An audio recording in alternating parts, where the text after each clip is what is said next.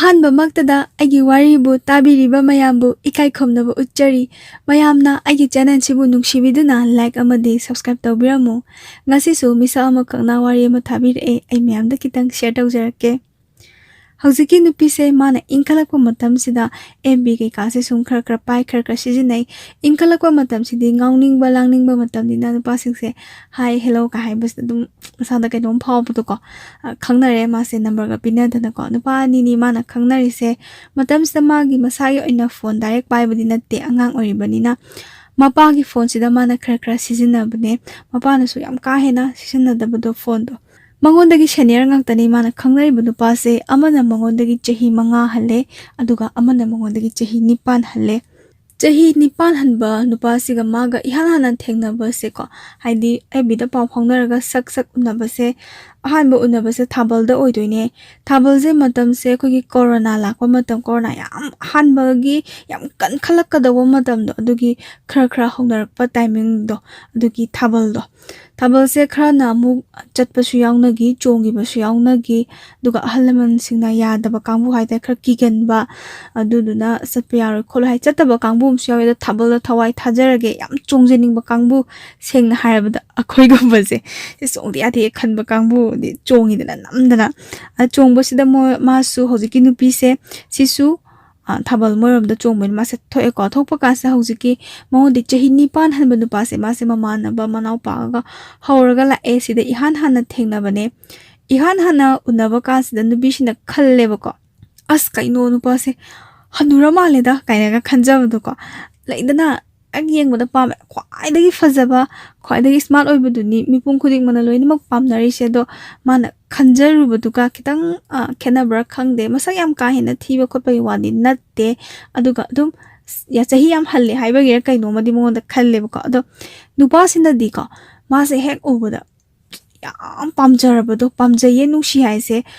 ꯅꯨꯄꯤꯁꯤꯅ ꯑꯗꯨꯝ ꯈꯪꯖꯕꯗꯣ, ꯈꯪꯖꯩꯗꯅ ꯑꯩꯈꯣꯏꯕꯨ ꯄꯥꯝꯖꯕ ꯅꯨꯡꯁꯤꯕꯤꯕ ꯁꯤꯗꯤ ꯏꯁꯥꯅ ꯑꯗꯨꯝ ꯈꯪꯕꯁꯤꯗ ꯅꯨꯄꯤ ꯃꯁꯥꯁꯤꯅꯁꯨ ꯑꯗꯨꯝ ꯈꯪꯉꯦ꯫ ꯑꯆꯥꯄꯣꯠꯀꯁꯦ ꯗꯃꯥꯗ ꯂꯩꯔꯝꯃꯦꯀꯣ ꯃꯉꯣꯟꯗꯩ ꯆꯍꯤ 9 ꯍꯟꯕ ꯅꯨꯄꯥꯁꯤꯅ꯫ ꯑꯉꯥꯡꯅꯤ ꯈꯟꯗꯅꯕꯨ ꯑꯆꯥꯄꯣꯠ ꯃꯌꯥꯝ ꯄꯤꯔꯒ ꯊꯦꯝꯃꯤꯕ꯭ꯔꯥ ꯅꯠꯇ꯭ꯔꯒ ꯇꯁꯦꯡꯅ ꯂꯥꯡ ꯊꯥꯛꯏꯕ꯭ꯔꯥ ꯀꯩꯅꯣ ꯑꯗꯨꯗꯤ ꯈꯪꯗ꯭ꯔꯦ, ꯑꯆꯥꯄꯣꯠ ꯍꯦꯛꯇ ꯄꯨꯕ ꯉꯝꯗꯉꯩ ꯂꯩꯔꯝꯃꯦ ꯍꯥꯏ꯫ ꯗ ꯁꯤꯗꯒꯤ ꯅꯨꯃꯤꯠꯁꯤꯃ ꯍꯧꯈ꯭ꯔꯦꯀꯣ꯫ ꯊꯥꯕꯜ ꯅꯨꯃꯤꯠꯁꯤꯃ ꯍꯧꯈꯤꯕꯗꯒꯤ ꯑꯗꯨꯝ ꯅꯣꯡꯉꯥꯜꯂꯒ ꯄꯥꯎ ꯅꯨꯡꯒ ꯐꯥꯎꯅꯕ ꯀꯥꯟꯁꯤꯗꯀꯣ, ꯍꯧꯖꯤꯛꯀꯤ ꯃꯉꯣꯟꯗꯒꯤ ꯆꯍꯤ 9 ꯍꯟꯕ ꯅꯨꯄꯥꯁꯦ ꯁꯤꯁꯤꯅꯒ ꯌꯥꯝꯅ ꯍꯥꯏꯌꯦꯕꯀꯣ ꯃꯉꯣꯟꯗ, ꯑꯩꯈꯣꯏꯒꯤ ꯃꯦꯁꯦꯁꯀ ꯊꯥꯔꯛꯑꯦ, ꯋꯥꯆꯞꯇ ꯐꯣꯇꯣ ꯊꯥꯔꯛꯑꯦ꯫ ꯑꯗꯣ ꯑꯩꯅ ꯐꯣꯇꯣ ꯊꯥꯈꯤꯕꯅꯦ, ꯑꯗ ꯅꯪꯒꯤ ꯑꯄꯥꯝꯕ ꯗ꯭ꯔꯦꯁꯇꯣ ꯈꯜꯂꯣ, ꯑꯩ ꯑꯣꯟꯂꯥꯏꯟꯗꯒꯤ ꯆꯦꯟꯕꯤꯈꯤꯒꯦ ꯁꯤꯅꯦꯕꯀꯣ꯫ ꯍꯔꯥꯎꯖꯩ ꯅꯨꯄꯤꯁꯤꯁꯨ ꯑꯩꯈꯣꯏꯒꯤ ꯏꯟꯈꯠꯂꯛꯄ ꯃꯇꯝꯗ ꯌꯥꯝ ꯐꯖꯕ ꯁꯦ ꯁꯦꯠꯅꯤꯡꯉꯤꯕ ꯆꯥꯅꯤꯡꯉꯤꯕ ꯉꯥꯛꯇꯅꯤ꯫ ꯑꯗꯨꯅ ꯃꯥꯅ ꯄꯥꯝꯖꯕ ꯆꯦꯟꯕꯤꯒꯦ, ꯅꯦꯠꯇꯒꯤ ꯑꯣꯟꯂꯥꯏꯟꯗꯒꯤ ꯆꯦꯟꯕꯤꯒꯦ, ꯑꯗꯣ ꯅꯪ ꯈꯜꯂꯣ ꯀꯥꯏꯅ ꯍꯥꯏꯔꯛꯄꯗꯣ ꯋꯥꯈꯜ ꯊꯤ ꯅꯨꯡꯉꯥꯏꯕꯤꯗꯣ, ꯑꯁ ꯑꯩ ꯌꯥꯝ ꯅꯨꯡꯁꯤꯖꯕ ꯃꯥꯜꯂꯦ, ꯌꯥꯝ ꯊꯤ ꯍꯔꯥꯎꯋꯦ ꯀꯥꯏꯅꯒ ꯈꯜꯂ ꯃꯥꯁꯨ ꯈꯟꯈꯤ꯫ ꯁꯨꯃꯥꯏꯅ ꯁꯨꯝ ꯐꯖꯅ ꯁꯨꯝ ꯅꯨꯡꯁꯤꯅꯔꯦꯀꯣ꯫ ꯑꯗꯩ ꯃꯉꯣꯟꯗꯒꯤ ꯆꯍꯤ 5 ꯍꯟꯕ ꯅꯨꯄꯥꯁꯦ ꯃꯥꯁꯨ ꯅꯨꯡꯁꯤꯅꯕꯒꯤꯗꯤ, ꯑꯗꯣ ꯃꯣꯏꯕꯥꯅꯤꯅ ꯈꯤꯇꯪ ꯀꯩꯅꯣ ꯇꯧꯔꯤꯁꯤꯅ, ꯃꯉꯣꯟꯗꯒꯤ ꯆꯍꯤ 5 hꯟꯕ ꯅꯨꯄꯥꯁꯦ ꯃꯣꯏꯒꯤꯗꯤ ꯂꯝꯁꯦ ꯈꯔ ꯍꯦꯟꯅ ꯊꯥꯞꯅꯕ ꯍꯥꯏꯇꯥꯔꯦ, ꯈꯔ ꯌꯥꯝꯅ ꯊꯥꯞꯅꯕꯗꯣ ꯑꯣꯏꯌꯦ꯫ ꯎꯅꯕꯁꯦ ꯌꯥꯝꯅ ꯄꯥꯛꯅ ꯎꯅꯕꯒꯤ ꯇꯥꯟꯖꯥ ꯐꯪꯗꯦ꯫ ꯂꯥꯏꯔꯤꯛ ꯂꯥꯏꯁꯨꯁꯨ ꯌꯥꯝꯅ ꯍꯩꯕ ꯃꯤ ꯃꯥꯜꯂꯦ, ꯑꯗꯨꯒ ꯂꯥꯏꯔꯤꯛ ꯂꯥꯏꯁꯨ ꯊꯋꯥꯏ ꯌꯥꯝꯅ ꯌꯥꯎꯕꯒꯤ ꯋꯥꯔꯤꯃꯛꯇ ꯁꯥꯟꯅꯕ ꯑꯣꯏꯔꯣ, ꯔꯣꯃꯥꯟꯁꯀꯁꯦ ꯀꯌꯥ ꯇꯧꯗꯕ, ꯑꯩ ꯂꯥꯏꯔꯤꯛ ꯇꯥꯛꯄꯤꯒꯦ, ꯅꯪ ꯀꯔꯤ ꯈꯪꯗꯕ ꯀꯩ ꯂꯩ ꯈꯣꯠꯂꯤ ꯀꯥꯏꯅꯒ ꯌꯥꯝꯅ ꯍꯥꯏꯕꯤꯕꯗꯣ꯫ ꯑꯗꯣ ꯁꯣꯝ ꯅꯥꯀꯟꯗꯗꯤ ꯏꯔꯥꯡ ꯇꯧꯖꯔꯒꯦ, ꯈꯤꯇꯪ ꯏꯟꯈꯠꯂꯛꯄ ꯇꯥꯏꯃꯤꯡꯒꯤ ꯀꯥꯏꯅ ꯈꯟꯖꯔꯛꯄ ꯇꯥꯏꯃꯤꯡꯁꯤꯗ ꯂꯥꯏꯔꯤꯛ ꯇꯥꯛꯄꯤꯒꯦ ꯍꯥꯏꯕ, ꯑꯁ ꯕꯤꯠꯀꯗꯤ ꯂꯩꯇꯦꯍꯦ ꯀꯥꯏꯅ ꯈꯟꯕꯗꯣ, ꯈꯤꯇꯪ ꯃꯁꯥꯗ ꯑꯩꯈꯣꯏꯒꯤ ꯀꯩꯅꯣꯝꯃ ꯐꯥꯎꯕꯗꯣ, ꯋꯥꯔꯤ ꯁꯥꯟꯅꯕꯗ ꯅꯨꯡꯉꯥꯏꯇꯕꯗꯣ, ꯅꯨꯡꯁꯤꯔꯒꯁꯨ ꯋꯥꯔꯤ ꯁꯥꯟꯅꯕꯗ khitang ꯅꯨꯡꯉꯥꯏꯇꯕ ꯑꯃ ꯐꯥꯎꯋꯦꯕꯀꯣ꯫ ꯃꯉꯣꯟꯗꯒꯤ ꯆꯍꯤ 5 hꯟꯕ ꯅꯨꯄꯥꯁꯤꯁꯨ ꯃꯁꯛꯀ ꯗꯃꯥꯗ ꯐꯖꯕꯤꯅꯤ, ꯑꯗꯨꯝ ꯌꯦꯡꯕꯗ ꯑꯗꯨꯝ ꯅꯨꯡꯉꯥꯏꯕ ꯁꯛꯇꯣ ꯑꯣꯏꯌꯦ꯫ ꯅꯣꯡꯃꯁꯨꯀꯣ ꯃꯉꯣꯟꯗꯒꯤ ꯆꯍꯤ 9 hꯟꯕ ꯅꯨꯄꯥꯁꯤꯅ ꯍꯥꯏꯔꯦ, ꯑꯗ ꯑꯩ ꯅꯪꯒꯤ ꯑꯆꯥꯄꯣꯠ ꯊꯤꯜꯂꯛꯀꯦ, ꯑꯗꯣ ꯅꯪ ꯀꯩ ꯑꯆꯥꯄꯣꯠ ꯆꯥꯅꯤꯡꯒꯦ ꯈꯣꯠꯀꯦ ꯀꯥꯏꯅ ꯍꯥꯏꯕ ꯀꯥꯟꯁꯤꯗ ꯃꯥꯅ ꯑꯗꯨꯝ ꯌꯥꯔꯅꯤꯗ ꯑꯗꯨꯝ ꯀꯥꯏꯅꯒ ꯈꯨꯝꯃꯦꯕꯀꯣ꯫ ꯑꯗꯨ ꯆꯥꯅꯤꯡꯉꯦ ꯀꯥꯏꯅ ꯍꯥꯏꯕꯗꯨꯗꯤ ꯍꯦꯛꯇ ꯐꯖ ꯐꯥꯠꯇꯦꯗꯅꯀꯣ꯫ ꯅꯪ ꯊꯣꯛꯂꯛꯑꯣ ꯍꯥꯏꯕ, ꯊꯣꯛꯂꯛꯀꯦꯅ ꯍꯥꯏꯌꯦ꯫ ꯊꯣꯛꯂꯛꯄꯁꯤꯗꯒꯤ ꯃꯥꯒꯤ ꯐꯣꯟꯁꯦ ꯆꯦꯛ ꯇꯧꯕꯖꯥꯠꯅꯤꯗ, ꯃꯉꯣꯟꯗꯒꯤ ꯆꯍꯤ 9 hꯟꯕ ꯅꯨꯄꯥꯁꯤꯅ ꯍꯧꯖꯤꯛꯀꯤ ꯅꯨꯄꯤꯒꯤ ꯐꯣꯟꯁꯦ ꯆꯦꯛ ꯇꯧꯕ ꯀꯥꯟꯁꯤꯗ ꯉꯁꯥꯏꯒꯤ ꯃꯉꯣꯟꯗꯒꯤ ꯆꯍꯤ 5 hꯟꯕ ꯅꯨꯄꯥꯗꯨꯒ ꯃꯦꯁꯦꯁ ꯊꯥꯅꯕꯁꯦ ꯈꯪꯗꯣꯛꯈ꯭ꯔꯕ꯫ ꯅꯨꯄꯤꯁꯤꯅꯁꯨ ꯆꯦꯛ ꯇꯧꯒꯦ ꯈꯣꯠꯀꯦ ꯍꯥꯏꯕ ꯀꯥꯟꯗꯨꯗ ꯀꯌꯥ ꯊꯣꯏꯅ ꯈꯟꯖꯜꯂꯨꯗꯕ, ꯃꯥꯅ ꯄꯥꯏꯔꯤ ꯐꯣꯟꯗꯨꯗꯤ ꯕꯕꯥꯒꯤꯅꯤꯅ ꯇꯁꯦꯡꯅ ꯇꯧꯔꯗꯣꯏꯖꯥꯠꯂ ꯀꯥꯏꯅ ꯈꯜꯂꯨꯕꯒꯤ ꯑꯗꯨꯝ ꯃꯦꯁꯦꯁꯇꯣ ꯀꯛꯍꯧꯗ꯭ꯔꯕꯖꯥꯠꯅꯤꯗ꯫ ꯅꯨꯃꯤꯠꯁꯦ ꯁꯦꯞꯇꯦꯝꯕꯔꯒꯤ ꯗꯦꯠ 22ꯅꯤ ꯍꯥꯏꯌꯦ꯫ ꯁꯥꯎꯔꯦ ꯃꯉꯣꯟꯗꯒꯤ ꯆꯍꯤ 9 hꯟꯕ ꯅꯨꯄꯥꯁꯦ, ꯍꯦꯛꯇ ꯀꯩ ꯍꯥꯏꯅꯤ ꯕ꯭ꯔꯪ ꯂꯥꯎ ꯁꯥꯎꯒꯠꯄꯗꯣ, ꯀꯅꯥꯅꯗꯤ ꯅꯨꯡꯉꯥꯏꯅꯤ aiga nungsinariba nupi amana atopa nupanga message thanar thamoy maibul ni haurise achapo chi piramaga ko sarjari pakhale nupi se ko ai nungsinaruba kawani le paw su kar toina phawna jabani na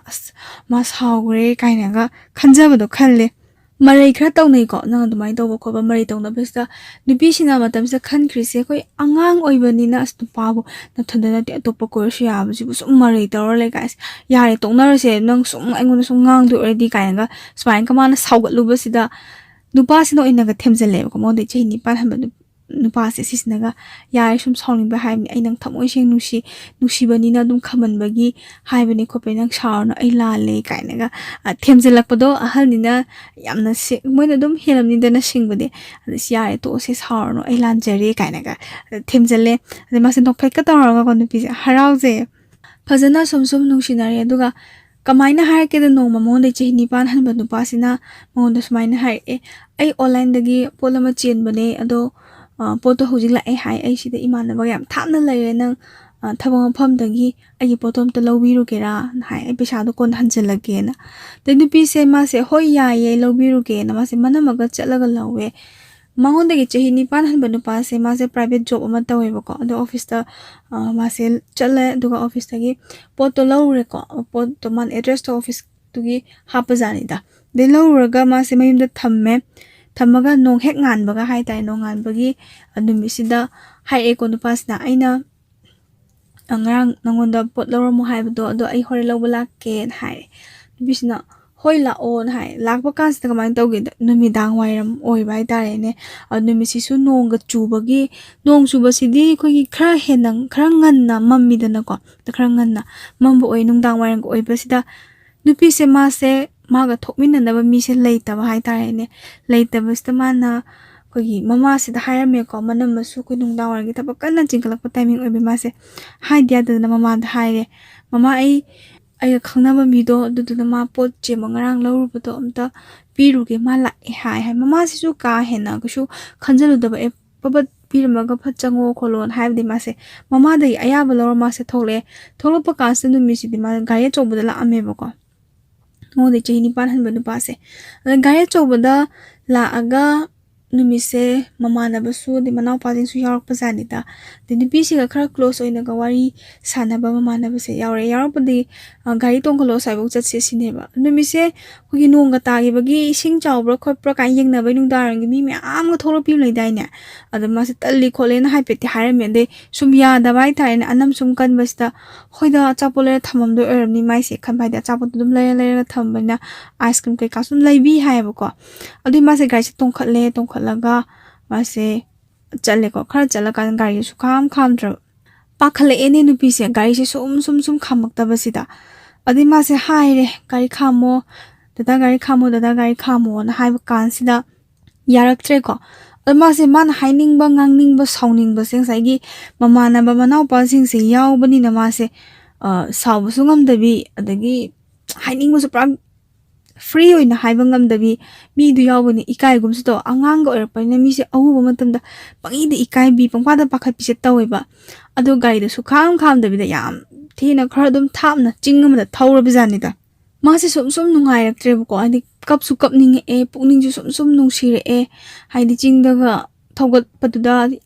ag yengma matamda view do yam phajaraga hoi puning nungsibim lai dai ne hoi tamnaga yum macha ga taraga urubada kai haifam tofam di khangdabi puning di nungsibi aise ngasi leisabi haibado oiroi kongsegi mau haibado oirani ko gaina khanba adagi amusu mu nupa jing khara yawbani aisibu amu rep torga thamam de jalai wakhal do sum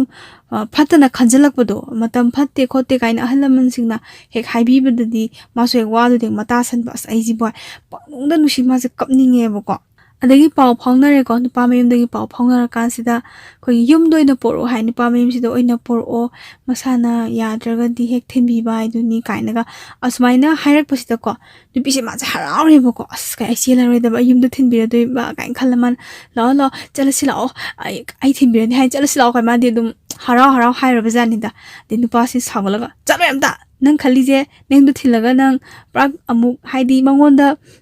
chin laga ꯆꯦꯜꯂꯒꯁꯨ ꯑꯩꯉꯣꯟꯗ ꯂꯩꯔꯛꯑꯣꯏ ꯍꯥꯏꯇꯥꯔꯦ ꯅꯨꯄꯥꯁꯤꯅ ꯑꯩꯉꯣꯟꯗ ꯂꯩꯔꯛꯑꯣꯏ ꯍꯥꯏꯕꯒꯤ ꯈꯟꯕꯒꯤ ꯋꯥꯈꯜꯗ ꯑꯉꯥꯡ ꯑꯣꯏꯕꯅꯤꯅ ꯄꯥꯈꯠꯄꯅꯤꯅ ꯅꯪ ꯌꯥꯝ ꯆꯠꯅꯤꯡꯉꯕ ꯅꯠꯇ꯭ꯔꯣ ꯆꯠꯂꯣꯏ ꯁꯤꯗ ꯑꯗꯨꯝ ꯂꯩꯗꯣꯏꯅꯤ ꯀꯥ ꯍꯥꯏꯔꯛꯑꯕ ꯁꯥꯎꯔꯛꯑꯕ ꯍꯥꯏꯇꯥꯔꯦ ꯑꯗꯩ ꯅꯨꯄꯤꯁꯤꯅ ꯏꯃꯥ ꯑꯩꯅ ꯑꯁ ꯑꯩ ꯍꯥꯏꯗꯤ ꯁꯣꯏꯔꯦꯒ ꯈꯜꯂꯒ ꯃꯥꯁꯦ ꯁꯣꯔꯒꯁꯦ ꯆꯠꯅꯤꯡ ꯇꯥꯅ ꯍꯣꯜꯂꯒ ꯑꯗꯨ ꯍꯥꯏꯕ ꯅꯠꯇꯦꯕ ꯑꯩꯅ ꯍꯥꯏꯕꯗꯤ ꯆꯦꯜꯂꯁꯦ ꯌꯨꯝꯗ ꯑꯣꯏꯅ ꯁꯨꯝ ꯂꯩꯔꯨꯔꯁꯦ ꯍꯥꯏꯕ ꯁꯤꯗ ꯆꯤꯡꯊꯣꯛꯁꯤꯗ ꯑꯗꯨꯝ ꯒꯥꯔꯤꯁꯤꯗ ꯀꯤꯖꯗ꯭ꯔꯣ ꯆꯠꯁꯤꯜꯂꯛꯑꯣ ꯀꯥꯏꯅ ꯀꯥꯀꯥ ꯑꯁ ꯑꯉꯥꯡ ꯃꯥꯅꯒ ꯍꯟꯁꯦ ꯊꯦꯝꯖꯤꯜꯂꯦꯅꯦꯍꯦ ꯊꯦꯝꯖꯟꯕꯗꯒꯤ ꯍꯜꯂꯛꯑꯦ ꯍꯜꯂꯛꯑꯦ ꯍꯥꯏꯕꯗꯤ ꯅꯨꯄꯥ ꯃꯌꯨꯝꯁꯤꯗ ꯂꯥꯛꯑꯦꯕ ꯅꯨꯄꯥ ꯃꯌꯨꯝꯒꯤ ꯃꯣꯏꯒꯤ ꯃꯈꯨꯔꯥ ꯊꯣꯛꯄ ꯑꯃꯗ ꯍꯥꯟꯅ ꯆꯪꯉꯦ ꯍꯥꯏ ꯆꯪꯕꯁꯤꯗ ꯅꯨꯄꯤꯁꯤꯅ ꯌꯥꯗꯦ ꯈꯣꯠꯇꯦꯅ ꯍꯥꯏꯖꯕꯖꯥꯠꯅꯤ ꯍꯥꯏꯕꯗꯒꯤ ꯅꯨꯄꯥꯁꯦ ꯃꯥꯁꯦ ꯍꯦꯛꯇ ꯀꯞꯇꯅ ꯈꯣꯠꯇꯅ ꯂꯩꯊꯣꯛꯈ꯭ꯔꯕ ꯑꯩꯈꯣꯏ ꯏꯕꯥꯅꯤ ꯅꯨꯡꯁꯤꯅꯔꯒ ꯅꯪꯅ ꯏꯕꯥꯅꯤ ꯆꯦꯜꯂꯒ ꯅꯪ ꯌꯥꯗꯦ ꯍꯥꯏꯕ ꯅꯠꯇ꯭ꯔꯣ ꯀꯥꯏꯅ ꯀꯞꯇꯅ ꯑꯗꯒꯤ ꯋꯥꯟꯊꯒꯦꯒ ꯇꯧꯗꯅ ꯑꯁ ꯊꯕꯥꯛꯀꯁꯦ ꯑꯁ ꯑꯩ ꯀꯩꯅꯣꯝ ꯇꯧꯔꯦ ꯑꯩ ꯊꯕꯛ ꯑꯁ ꯑꯩ ꯀꯩꯅꯣꯝ ꯇꯧꯔꯦ ꯀꯥꯏꯅ ꯇꯧꯁꯟꯅꯔꯤ ꯑꯣꯏꯔꯝꯅꯤ ꯊꯥꯖꯗꯦꯕ ꯅꯠꯇ꯭ꯔꯥ ꯅꯨꯄꯤ ꯆꯦꯟꯕꯒꯤꯗꯃꯛꯇꯕꯨ ꯊꯕꯥꯛ ꯀꯩꯅꯣꯝ ꯇꯧꯔꯤ ꯄꯛꯇ꯭ꯔꯦ ꯌꯥꯝ ꯅꯠꯇꯦꯕ ꯁꯨꯝ ꯑꯉꯥꯡꯅꯦ ꯊꯦꯝꯕꯤ ꯑꯣꯏꯔꯝꯅꯦꯕꯀꯣ ꯅꯨꯄꯥ ꯆꯍꯤ ꯅꯤꯄꯥ ꯐꯅꯌꯥꯝꯗꯤ ꯍꯜꯂꯦ ꯑꯗ ꯑꯉꯥꯡꯅꯦ ꯃꯥꯗꯤ ꯈꯪꯖꯗꯕꯅꯤꯅꯀꯣ ꯀꯩ ꯃꯥ ꯇꯧꯏꯁꯤꯕꯣ ꯋꯥꯟꯊꯗꯣꯔꯖꯥꯠꯂꯣ ꯀꯥꯏ ꯃꯥꯗꯤ ꯇꯤꯡꯉꯛ ꯃꯥꯏꯉꯛꯅꯅ ꯂꯩꯔꯦꯕꯀꯣ ꯃꯥꯗꯤ ꯇꯁꯦꯡꯅ ꯆꯦꯟꯅꯤꯡꯗꯕ ꯍꯣꯏ ꯃꯧ ꯑꯃ ꯑꯣꯏꯕ ꯍꯥꯏꯕꯁꯤꯗꯤ ꯅꯨꯡꯉꯥꯏꯕ ꯀꯩꯅꯣꯗꯤ ꯅꯠꯇꯦ ꯇꯁꯦꯡꯅ ꯍꯥꯏꯔꯒ ꯂꯩꯁꯥꯕꯤꯒ ꯃꯧꯒꯗꯤ ꯌꯥꯝ ꯁꯥꯊꯤꯅ ꯈꯦꯠꯅꯩꯗꯅꯀꯣ ꯑꯗꯨꯗ ꯃꯥꯅ ꯑꯩꯁꯦ ꯑꯉꯥꯡꯁꯨ ꯆꯦꯟꯅꯤꯡꯗꯕ ꯍꯥꯏꯇꯥꯔꯦ ꯃꯁꯥꯅ ꯅꯨꯄꯥ ꯅꯍꯥ ꯀꯣꯏꯅꯔꯁꯨ ꯅꯨꯡꯁꯤꯅꯔꯁꯨ ꯃꯧ ꯑꯣꯏꯅꯤꯡꯕꯒꯤ ꯋꯥꯈꯜꯗꯤ ꯄꯣꯛꯇ꯭ꯔꯤꯕ ꯃꯇꯝꯁꯤꯗ ꯃꯥꯁꯦ ꯑꯗ ꯃꯥꯁꯦ ꯌꯥꯗꯦꯅ ꯆꯦꯟꯊꯣꯛ ꯈꯣꯠꯇꯣꯛꯅꯕꯗꯤ ꯌꯥꯝꯗꯤ ꯇꯧꯋꯦ ꯑꯗꯣ ꯎꯄꯥꯏ ꯁꯨꯡꯂꯩ ꯂꯩꯇꯦ ꯃꯥꯏ ꯅꯨꯄꯥꯁꯤꯅ ꯀꯞꯇꯅ ꯉꯁꯥꯏꯒꯤ ꯋꯥꯟꯊꯒꯦꯒ ꯇꯧꯗꯅ ꯃꯇꯧꯗꯨ ꯎꯔꯒ ꯑꯃꯨꯛꯁꯨ ꯅꯨꯡꯉꯥꯏꯇꯕꯤ ꯃꯥꯁꯤꯕꯨ ꯇꯧꯁꯟꯅꯩꯔ ꯑꯁꯦꯡꯕꯩꯔ ꯑꯃꯨꯛꯁꯨ ꯃꯥꯟꯕꯤ ꯑꯗ ꯃꯥꯁꯦ ꯍꯦꯛ ꯁꯪꯕꯗꯀꯣ ꯅꯨꯄꯤꯁꯤꯅ ꯍꯦꯛ ꯁꯪꯕ ꯀꯥꯟꯁꯤꯗ ꯅꯨꯄꯥꯁꯦ ꯅꯨꯃꯤꯠꯁꯤꯃ ꯆꯔꯥ ꯍꯦꯜꯂꯦ ꯍꯥꯏꯌꯦ ꯑꯗꯩ ꯑꯍꯤꯡꯗꯨꯃ ꯑꯗꯨꯝ ꯂꯦꯟꯈ꯭ꯔꯦꯀꯣ ꯃꯥꯁꯦ ꯅꯨꯄꯥꯗꯨꯒ ꯑꯩꯈꯣꯏꯒꯤ ꯆꯦꯜꯂꯒ ꯅꯣꯡꯉꯥꯜꯂꯀꯥꯟꯗ ꯍꯥꯏꯗꯣꯛꯄ ꯆꯠꯂꯀꯥꯟꯁꯤꯗ ꯊꯤꯜꯂꯛꯑꯣ ꯈꯣꯠꯂꯛꯑꯣꯅ ꯍꯥꯏꯅꯕꯗꯒꯤꯀꯣ ꯍꯔꯥꯎꯔꯦꯀꯣ ꯃꯥꯒꯤ ꯅꯨꯄꯥꯁꯦ ꯃꯉꯣꯟꯗ ꯆꯍꯤ 9 ꯍꯟꯕ ꯅꯨꯄꯥꯁꯦ ꯏꯁꯩꯒ ꯉꯪꯗꯅ ꯏꯔꯨꯒ ꯂꯨꯖꯊꯣꯛꯇꯅꯀꯣ ꯌꯥꯝ ꯊꯤꯅ ꯕꯤꯠ ꯑꯝꯗ ꯑꯩꯁꯦ ꯅꯨꯄꯤ ꯑꯃ ꯑꯩꯅ ꯈ꯭ꯋꯥꯏꯗꯒꯤ ꯄꯥꯝꯖꯕꯤ ꯈꯣꯏꯗꯥꯖꯕꯤꯁꯦ ꯑꯩꯒꯤ ꯅꯥꯛꯇ ꯂꯩꯔꯅꯤ ꯑꯩꯒꯤ ꯑꯣꯏꯅ ꯂꯦꯡꯗꯔꯦꯅ ꯈꯟꯕꯒꯤ ꯍꯔꯥꯎꯔꯤꯔ ꯀꯩꯅꯣ ꯃꯥꯁꯦꯀꯣ ꯏꯁꯩꯒꯗꯤ ꯉꯪꯉꯦ ꯍꯥꯏꯌꯦ ꯑꯗꯩ ꯃꯃꯥꯗꯒ ꯃꯥꯅ ꯍꯥꯏꯌꯦꯕꯀꯣ ꯏꯃꯥ ꯄꯣꯠꯇꯣ ꯐꯖꯍꯜꯂꯣ ꯃꯤ ꯃꯃꯥꯡꯗ ꯇꯖꯣꯞ ꯇꯧꯕ ꯌꯥꯔꯣꯏ ꯈꯣꯠꯄ ꯌꯥꯔꯣꯏ ꯀꯥꯁ ꯅꯨꯄꯥꯅ ꯃꯥꯅ ꯑꯣꯏꯅ ꯌꯥꯝꯅ ꯐꯣꯡꯅ ꯍꯥꯏꯕꯤꯗꯣ ꯂꯩ ꯅꯨꯄꯥ ꯈꯔꯗꯤ ꯏꯀꯥꯏꯗꯅ ꯇꯨꯃꯤꯟꯅ ꯂꯩꯅꯕ ꯀꯥꯡꯕꯨ ꯑꯃ ꯑꯗꯣ ꯍꯩꯅꯗꯥꯏ ꯑꯍꯜꯅ ꯑꯉꯥꯡ ꯂꯧꯕꯁꯦ ꯈꯔ ꯍꯦꯟꯅꯁꯨ ꯃꯥꯏꯁꯦ ꯀꯟꯈꯠꯂꯦꯅꯀꯣ ꯅꯨꯄꯥꯁꯦ ꯃꯃꯥꯏ ꯊꯥꯕ ꯍꯦꯟꯒꯠꯂꯦ ꯍꯥꯏꯌꯦ ꯑꯗꯨꯒꯤꯁꯨ ꯈꯪꯗꯦꯗ ꯀꯩꯒꯤꯅꯣꯗꯤ ꯑꯗꯣ ꯑꯗꯨꯃꯥꯏꯅ ꯍꯥꯏꯕꯤ ꯍꯥꯏ ꯃꯥꯁే ꯀꯦꯕꯗ ꯀꯥꯁꯦ ꯄꯥꯔꯂꯔꯒꯤ ꯃꯤꯒ ꯅꯦꯛꯇꯅ ꯈꯣꯠꯇꯅ ꯇꯧꯔꯒ ꯃꯥꯁꯦ ꯀꯦꯕꯤ ꯍꯥꯏꯕ ꯌꯥꯝ ꯊꯤꯅ ꯂꯨꯅ ꯇꯧꯕꯤꯔꯦ ꯅꯨꯄꯥ ꯃꯌꯨꯝꯗꯒꯤꯀꯣ ꯑꯗꯨꯒ ꯍꯥꯏꯔꯛꯑꯦ ꯅꯪ ꯌꯥꯗꯕ ꯌꯥꯔꯣꯏ ꯑꯩꯈꯣꯏꯒꯤ ꯃꯥꯏ ꯉꯥꯛꯎꯀꯣ ꯈꯣꯠꯂꯨꯀꯣ ꯀꯥꯏꯅ ꯍꯥꯏꯔꯛꯑꯦ ꯃꯥꯁꯦ ꯑꯗꯨꯝ ꯈꯜꯂꯦ ꯑꯩ ꯆꯦꯜꯂꯕꯅꯤ ꯑꯗꯨꯝ ꯃꯥꯒꯤꯗꯃꯛꯇ ꯑꯩ ꯂꯦꯞꯀꯦ ꯍꯥꯏꯕꯁꯦ ꯅꯨꯄꯤꯁꯤꯅ ꯈꯟꯖꯈꯤ ꯑꯗꯩ ꯃꯌꯨꯝꯁꯤꯗ ꯊꯤꯜꯂꯛꯑꯀꯥꯟꯗ ꯀꯃꯥꯏꯅ ꯇꯧꯒꯦꯗ ꯃꯥꯁꯦ ꯐꯣꯟꯁꯦ ꯄꯥꯏꯍꯟꯗ꯭ꯔꯦ ꯌꯥꯝ ꯑꯉꯥꯡ ꯑꯣꯏꯔꯤꯀꯣꯃꯥꯅ ꯆꯦꯜꯂꯤ ꯃꯇꯝꯁꯦ ꯈꯔ ꯑꯗꯨꯝ ꯑꯉꯥꯡ ꯑꯣꯏꯕꯖꯥꯠꯅꯤ ꯑꯗꯩ ꯃꯃꯥꯅ ꯆꯥ ꯂꯣꯟꯕ ꯆꯥꯛ ꯊꯣꯡꯕ ꯏꯟꯊꯤ ꯅꯨꯡꯉꯥꯏꯅ ꯐꯖꯅ ꯃꯥꯏꯄꯨꯅꯅ ꯍꯩꯕ ꯅꯠꯇ꯭ꯔꯤꯕꯅꯤ나 ꯈꯔ ꯃꯇꯝ ꯈꯔ ꯐꯥꯗꯣꯛꯅꯍꯟꯗ꯭ꯔꯗꯤ ꯌꯥꯔꯣꯏꯅ ꯐꯥꯗꯣꯛꯅꯕꯒꯤ ꯑꯦꯝꯗ ꯄꯤꯔꯣꯏ ꯍꯥꯏꯕꯗꯤ ꯅꯠꯇꯕ ꯆꯍꯤ 3 ꯑꯃ 4 ꯑꯃ ꯌꯥꯝꯗ꯭ꯔꯕꯗꯀꯣ ꯑꯗꯨꯃꯥꯏꯅ ꯐꯥꯗꯣꯛꯅꯔꯒ ꯈꯔ ꯅꯨꯄꯤ ꯃꯆꯥꯁꯤꯗꯤ ꯃꯤ ꯃꯌꯨꯝꯗ ꯃꯧ ꯑꯣꯏꯕꯁꯤꯗꯤ ꯑꯔꯥꯏꯕ ꯊꯕꯛꯇꯤ ꯅꯠꯇꯕꯅꯤꯅꯈꯔ ꯇꯝꯕꯤꯒꯦꯅ ꯃꯃꯥꯅ ꯈꯟꯕꯗꯒꯤ ꯃꯥꯁꯦ ꯐꯣꯟ ꯄꯥꯏꯍꯟꯗ꯭ꯔꯦ ꯐꯣꯟ パイꯔꯒꯗꯤ ꯑꯃꯨꯛ ꯆꯦꯟꯖꯜꯂꯛꯄ ꯌꯥꯏꯌꯦꯅ ꯈꯟꯕꯒꯤ ꯑꯣꯏꯕꯖꯥꯠꯅꯤ ꯁꯤꯗꯒꯤ ꯐꯣꯟ ꯄꯥꯏꯍꯟꯗꯕꯗꯤ ꯃꯥꯁꯦ ꯌꯥꯝ ꯋꯥꯅ ꯈꯥꯡꯉꯦ ꯍꯥꯏꯕꯗꯤ ꯅꯨꯄꯤꯁꯤꯁꯨ ꯅꯨꯡꯁꯤꯅꯔꯨꯕ ꯀꯧꯔꯨꯕꯅꯤꯅ ꯄꯥꯎꯗ ꯐꯥꯎꯅꯅꯤꯡꯕꯤ ꯑꯗꯒꯤ ꯅꯨꯡꯁꯤꯕ ꯄꯥꯎꯗ ꯇꯥꯅꯤꯡꯕꯤ ꯇꯧꯋꯦ ꯑꯗ ꯁꯣꯝꯗꯅ ꯑꯃꯨꯛ ꯀꯃꯥꯏꯅ ꯇꯧꯒꯦꯗ ꯃꯥꯅ ꯆꯦꯜꯂꯤꯕ ꯅꯨꯄꯥꯁꯦꯀꯣ ꯁꯤꯁꯤꯅ ꯑꯃꯨꯛ ꯃꯅꯝꯃꯁꯦ ꯐꯣꯟꯁꯦ ꯍꯟꯖꯟ ꯇꯧꯔꯛꯄꯤ ꯃꯦꯁꯦꯁ ꯊꯥꯔꯛꯄꯤ ꯈꯣꯠꯂꯛꯄꯤ ꯇꯧꯋꯦ ꯃꯅꯝꯃꯁꯦ ꯑꯍꯥꯟꯕꯗ ꯃꯉꯣꯟꯗ ꯍꯥꯏꯗꯕ ꯖꯥꯠꯅꯤꯗ ꯍꯥꯏꯗꯤ ꯑꯉꯥꯡ ꯑꯣꯏꯔꯤꯕꯅꯤ ꯑꯗꯣ ꯅꯨꯄꯥꯗꯨꯅ ꯀꯞꯄꯣ ꯂꯥꯎꯕꯣ ꯁꯨꯝ ꯇꯧꯁꯛꯄꯗ ꯅꯨꯡꯉꯥꯏꯇꯕꯗꯣ ꯃꯅꯝ ꯃꯣꯏꯁꯨ ꯂꯩꯁꯥꯔꯛꯏꯅꯤ ꯑꯗ ꯁꯨꯝ ꯅꯨꯡꯁꯤꯕꯒꯤ ꯃꯒꯨꯟꯁꯤꯗꯤꯀꯣ ꯀꯌꯥꯃꯨꯛ ꯌꯥꯝꯅ ꯋꯥꯏ ꯈꯣꯠꯂꯦ ꯃꯤꯑꯣꯏꯕ ꯀꯧꯏ ꯃꯥꯁꯦ ꯅꯨꯡꯉꯥꯏꯇꯗꯅ ꯃꯥꯁꯤꯅ ꯍꯥꯏꯔꯛꯑꯦꯀꯣ ꯃꯥ ꯑꯩꯈꯣꯏ ꯀꯣꯜꯁꯨ ꯇꯧꯔꯛꯑꯝꯃꯤ ꯃꯦꯁꯦꯖꯁꯨ ꯊꯥꯔꯛꯏꯁꯦꯅ ꯃꯥꯅ ꯐꯣꯟꯁꯦ ꯌꯥꯝ ꯀꯨꯏꯅꯗꯤ ꯁꯥꯟꯅꯒꯅꯨ ꯄꯥꯎꯗꯣ ꯍꯥꯏꯐꯦꯠ ꯐꯥꯎꯅꯔꯒ ꯑꯗꯨꯝ ꯄꯤꯔꯣꯏ ꯍꯥꯏꯕ ꯅꯠꯇꯦ ꯑꯉꯥꯡ ꯑꯣꯏꯃꯜꯂꯤ ꯈꯣꯠꯃꯜꯂꯤ ꯍꯥꯏꯕꯒꯤ ꯇꯧꯕꯅꯤ ꯒ꯭ꯌꯥꯟ ꯇꯥꯍꯜꯂꯣꯅ ꯍꯥꯏꯕꯗꯒꯤ ꯃꯥꯁꯦ ꯍꯥꯏꯌꯦꯕꯀꯣ ꯃꯥꯅ ꯆꯦꯜꯂꯨꯕ ꯅꯨꯄꯥꯁꯤꯗ ꯗꯗꯥ ꯑꯩꯗꯣ ꯅꯪꯒꯤꯗꯃꯛꯇ ꯑꯗꯨꯝ ꯂꯦꯞꯄꯦ ꯑꯩ ꯑꯉꯥꯡ ꯑꯣꯏꯔꯤ ꯇꯧꯕꯅꯤ ꯈꯣꯠꯄꯅꯤ ꯍꯥꯏ ꯉꯁꯥꯏꯒꯤ ꯅꯨꯄꯥꯁꯤꯅꯗꯤ ꯃꯉꯣꯟꯗ ꯄꯤꯔꯛꯑꯔꯣꯏꯗ꯭ꯔꯥ ꯄꯥꯈꯠꯂꯤꯁꯤꯒꯤ ꯃꯔꯝꯅ ꯅꯨꯄꯥ ꯃꯌꯨꯝꯒ ꯅꯨꯄꯤ ꯃꯌꯨꯝꯒꯁꯦ ꯅꯨꯄꯤ ꯃꯌꯨꯝꯅ ꯈꯔ ꯍꯦꯟꯅ ꯂꯤꯡꯉꯦꯕꯀꯣ ꯅꯨꯄꯥ ꯃꯌꯨꯝꯁꯦ ꯋꯥꯏ ꯍꯥꯏꯕ ꯅꯠꯇꯕ ꯑꯗꯨꯁꯨ ꯅꯨꯄꯤ ꯃꯌꯨꯝꯅ ꯈꯤꯇꯪ ꯈꯔ ꯍꯦꯟꯅ ꯅꯨꯡꯉꯥꯏꯕ ꯍꯦꯟꯕꯗꯣ ꯑꯣꯏꯌꯦ ꯑꯗꯒꯤ Sumaina hainaraga layingse kamai tawgeda mangodagi magi X tare ko sai modi chahi manga hanba nupa se mase call tawraga pause tabase chelena pau tabadagi na dumaina tawrido kaigino nagi ijadabi do pithokrasi ibani chelasi ai nang lawba lake khoki kai tawkhalene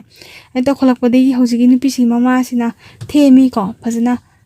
dumaina tawba honade bungo icha nupisi di chelurabani chelurabi nupi lawba honade icha gi so heng ai icha nupi se sidagi hena yam phaba masang mato phajabi yam phabi mayam ama theknarakini aduga ningthijana phajana yum paminabu oyu yengu tu ai icha nupi si lamhen tu hendana angang oina chengkhrijini tawrijini yengu lamhelisini kana hairga kogi phajana theme nupasina so haye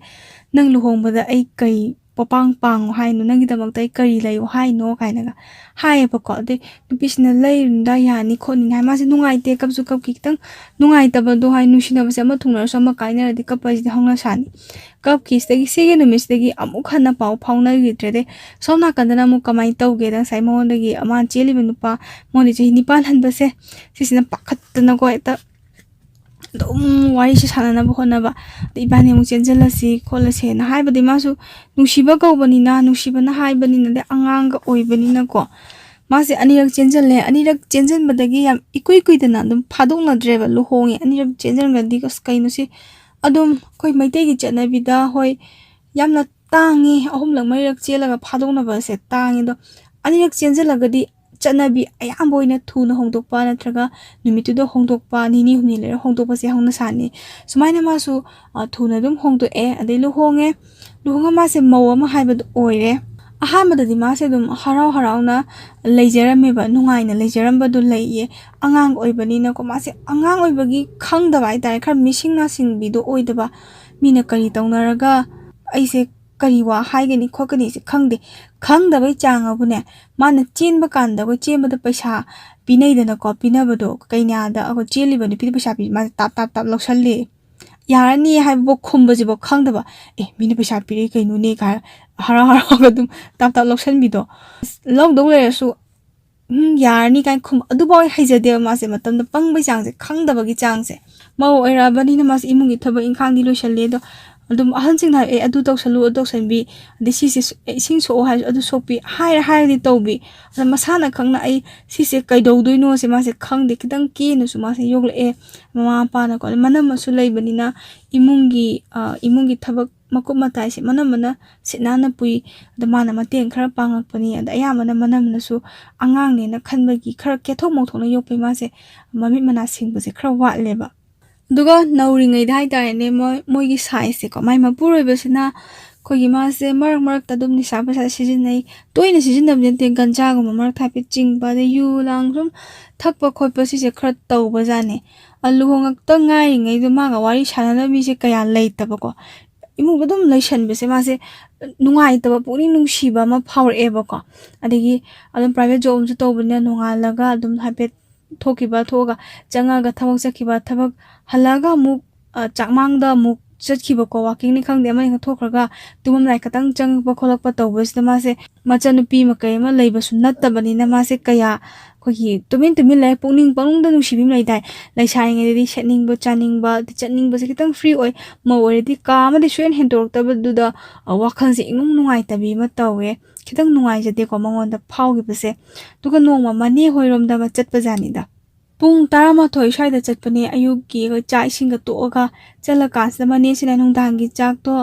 charaga hallon haiba maji pakhat chaiba ko mau oirabani na yaroida ma leidi leningde mani gi yum sida haidi yumda ai mau oirabani inem nei kun ai kai haina haigi duna ko pangki da kijabim leida ma ki gal leba yamna mina kari haigi dage yam khanjaiba masana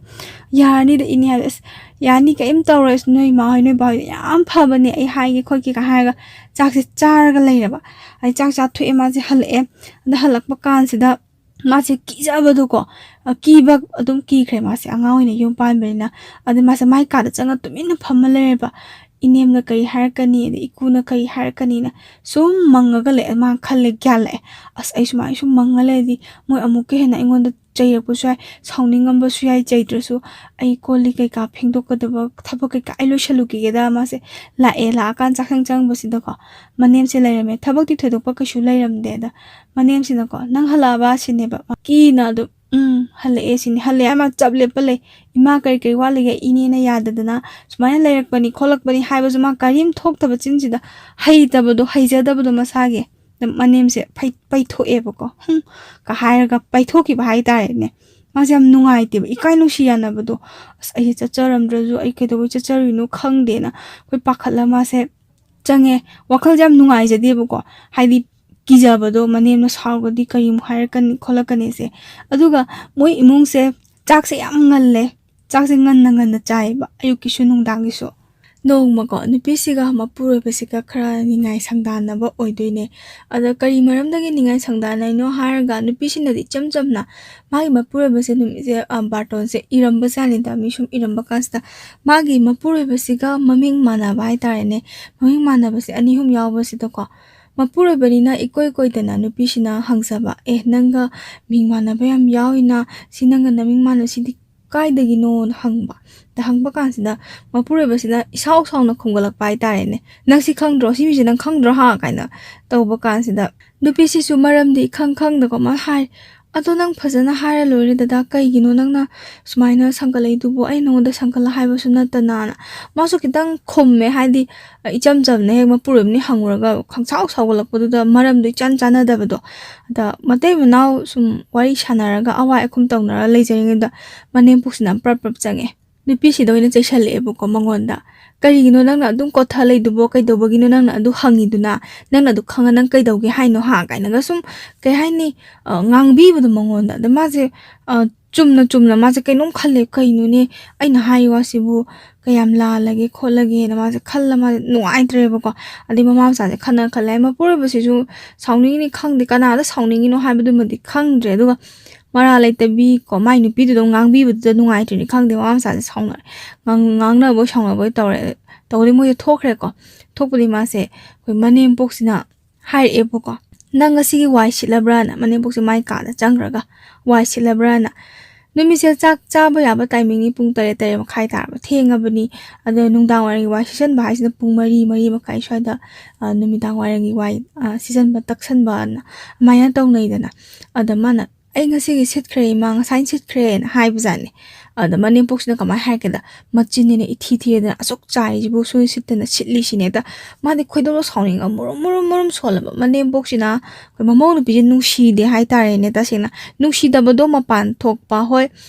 mase koi gi dum chana ba thabak ni koi gi lamlan bi ni la indo ta sina yum ama gi yum ama da la ini da manem oi bi sing na yam pha ba su le da phat ba kang bum na ai gi yum sida mana laksala ta phau sa ba ya bra ai gi makha da le ga da bani ai na hai ba in ga da bani hai ba kang bu sum da ma da yawi irin jana phajana le min na ba kang bum su yawi da angang goi bani na thaba ge tin wain hai tre de manem pok tu na zo kra nushi bi bo di pha manem pok tu nushi bi dam ni na mo la pang chai da chai pangang da ngang bi bo hoi ni mi tu chai wai do kra chai moi mung du hui hum su loi hai de mi su pakhang nungang lei bani na ngai de chang lo sang jin mi zo kra chang na khona taw bagi moti khar de mo le bo ko adu bo numi dang da wai sit pa siti sitna de na ko mai te gi chana bi da pang na sitna da bani ai na khang ba da ka tangai pha de bagi sit pa ko ba na sit pa ni taksan ba ko chan ba se adu ma se nungai ti ma khal le ba kai no imana engon da saw shi bo na kalma ki sham ki je ko yarin kai ma imung gi thabak se haitra su haitra ne ai si ma di haitre ne lai thok pa se ma taw de ki ra ju ki na ngam na ba hona bi lai dai na ma than dum tension la ga hotna na ba dum taw ni pi se ma gi di manau pa hai de mapuri bagi di manau pa mai su manau pa ta da manau pa sina khra halli mangon dei ma se ma chanu pi na su halli manau pa na su halli angang ne ha bi usit thawai da na tawri ra manau pa sina ko wai kai shit lingai tum hogala ko moi tum hogale ai tum hogale ha di khang manate mana hogi mangon kari kra wai sit pa ko pa de wai nung tei ba ko pa kan moi tum ba hogala I ado ka shu ai oi ne de ma se ka shu thoidok te ba ko ai tum hogala ba ko mai na kai na tawram ba de moi hogala pa ai na wai kai ka sumang kai ka be sit pa ko pa kan moi thengna ba ai adu de ka shu thoidok te hoi thaba ama kai ma chat pa matam da budi bebar ma thamme du ga Kaya nungti sum nong phadok soiba sidi taibangi hauna sanidina adumaya nong phadoka soiba kansane ta chaidiba matai mane haibagi kaisu respect thamdabdo angang haibagi usitrine bako dum basna askoi dasna angam lor aino kaisu tobigadaba de bebar thambigadaba na te machin ga thiba taaba yadaba koi maitei gi phajadaba chil leidana koi maitei thinaba chin ma thongcha daba chin se singse machin thiba khotpa tawbas ma khalle nauri ngai ma yam kaino luhongai se yam to chahi ani hum lemina na tu chahi phani Makhal first mo imusi bu kem ta haide mama na su mapa na su machana machin thiraga adumaina thiba phatte khote haide su kari imung oijano ne ka ma se mathana thamoi de khalle ba ngasai gi manaw pa dan haina aina tholokpada somjito losallu adagi waite mu su losallu sine ba adu lai uraga budi ma su hawala kai haipeti chakane adu iren jan highway abado itema ai di du main tawu dawse kya yagande aduna kitang ai hawlak targadi adudo kitang thaido piyu ba na hairsu phagi yo joga in hairsu ingadabne madi khangde tumina dum chakragadi ya boy ningdoini ba aduni na tawise ma the maina chaibi re ko chaiba haisi mo da chaiba ka chap manai machinga theidana khojana yam toy ma se nungai jade ko ade mama hoina ko kaino ne he kaino na china ka thi do haideba kaidor icha kaidor haibano ka harga wai de shalami de sumchi chala itum hawalak pada adu da tawni ka moi ma sinoina matto oibudo khanjai ni pisina kaino moina ngoda soyam ta thiri sibo hoi ai thabak ti haite adubu ai haitroju haitana so yam phasana honari the inaw no pasini shaulang bada ina khanar basu tawdi mano ina kikhat khreba manaw pase mana angang oi khani mano ki jaba de kolik langai ba shaulang kolik langai ba saksangda mai tawbase am tawbe de sandyawang dup thaba loredna dup thaba lorega ne ngahaktang phamja bai tai sopa da ko mai ka da phamale se manaw pase prap changak toine chaklo dribo ka khangchang changle ma se khangjong jong khat bi khangbagi hau bok chak thong dribai ai thabok toine khangdro ai nung da su thabok toine thabok san dai da kaino chakcha da bi chalo hairo kholo hairo ka sumaina ne ngang bas ma se hate ipai haurapoko hema chak thongju imana chaira ni mane no makuna chaini yang kijabado hobe chenjela ma chak thongna ma je khona doini ba ngamna ba hathu hona jabi ko yang wajabado mangonda ama se adi mapure badu suma se tamde tambagi matam su subang phangde tamge na su khande mana adi mana da soira boy khanba adigi aina chak thongdabagi sumain haira ingo haibasi ma aina chak thongdabai ni da masa ma thanda thum khanjabado ko mapure sutam tamde mapure bena su adum yumda kya laite madi chak to su walking chetkiba tumam da happy changakpa athaba mu chetkiba aya matam da thengna deba ko mapure baga maga se sai larom dai yam kadar fadar tor lawidna asmagi or khanadi lai thorak pa se taibang mi bagi hongna sani si jo adumai tawbadagi ma se yam kine tawbade nong se amusu isolang pai tare ne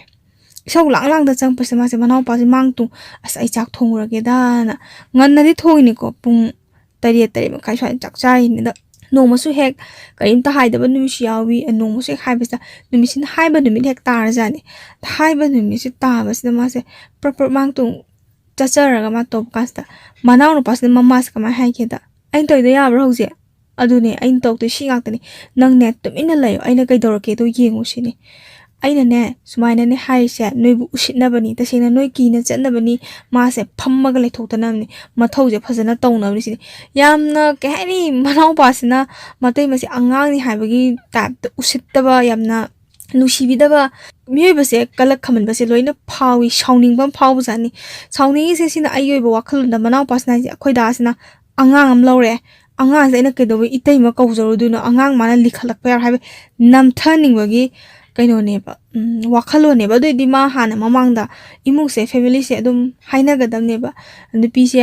aingon dei hanba lorakanu ko ai haina de khoti hana haina oba kai doge ba mayam ba ma su wakhan khan gadam ne ai lorko doi nupi se ko imung ji family ji ga pa me na mi gi macha ningon do haigum laigum pat thalaga imung ye thamjan biraga si se yam thoi ko stagini khaina ba songna ba gan mayam thoklei se crime mayam thoklei se da hojiki nupi se ma tumina le ada tare ko wari se tabadagi ma lak se ubas da manaw pa se ma khangde mane poksina ui mane phu wa phatlong thaide hanina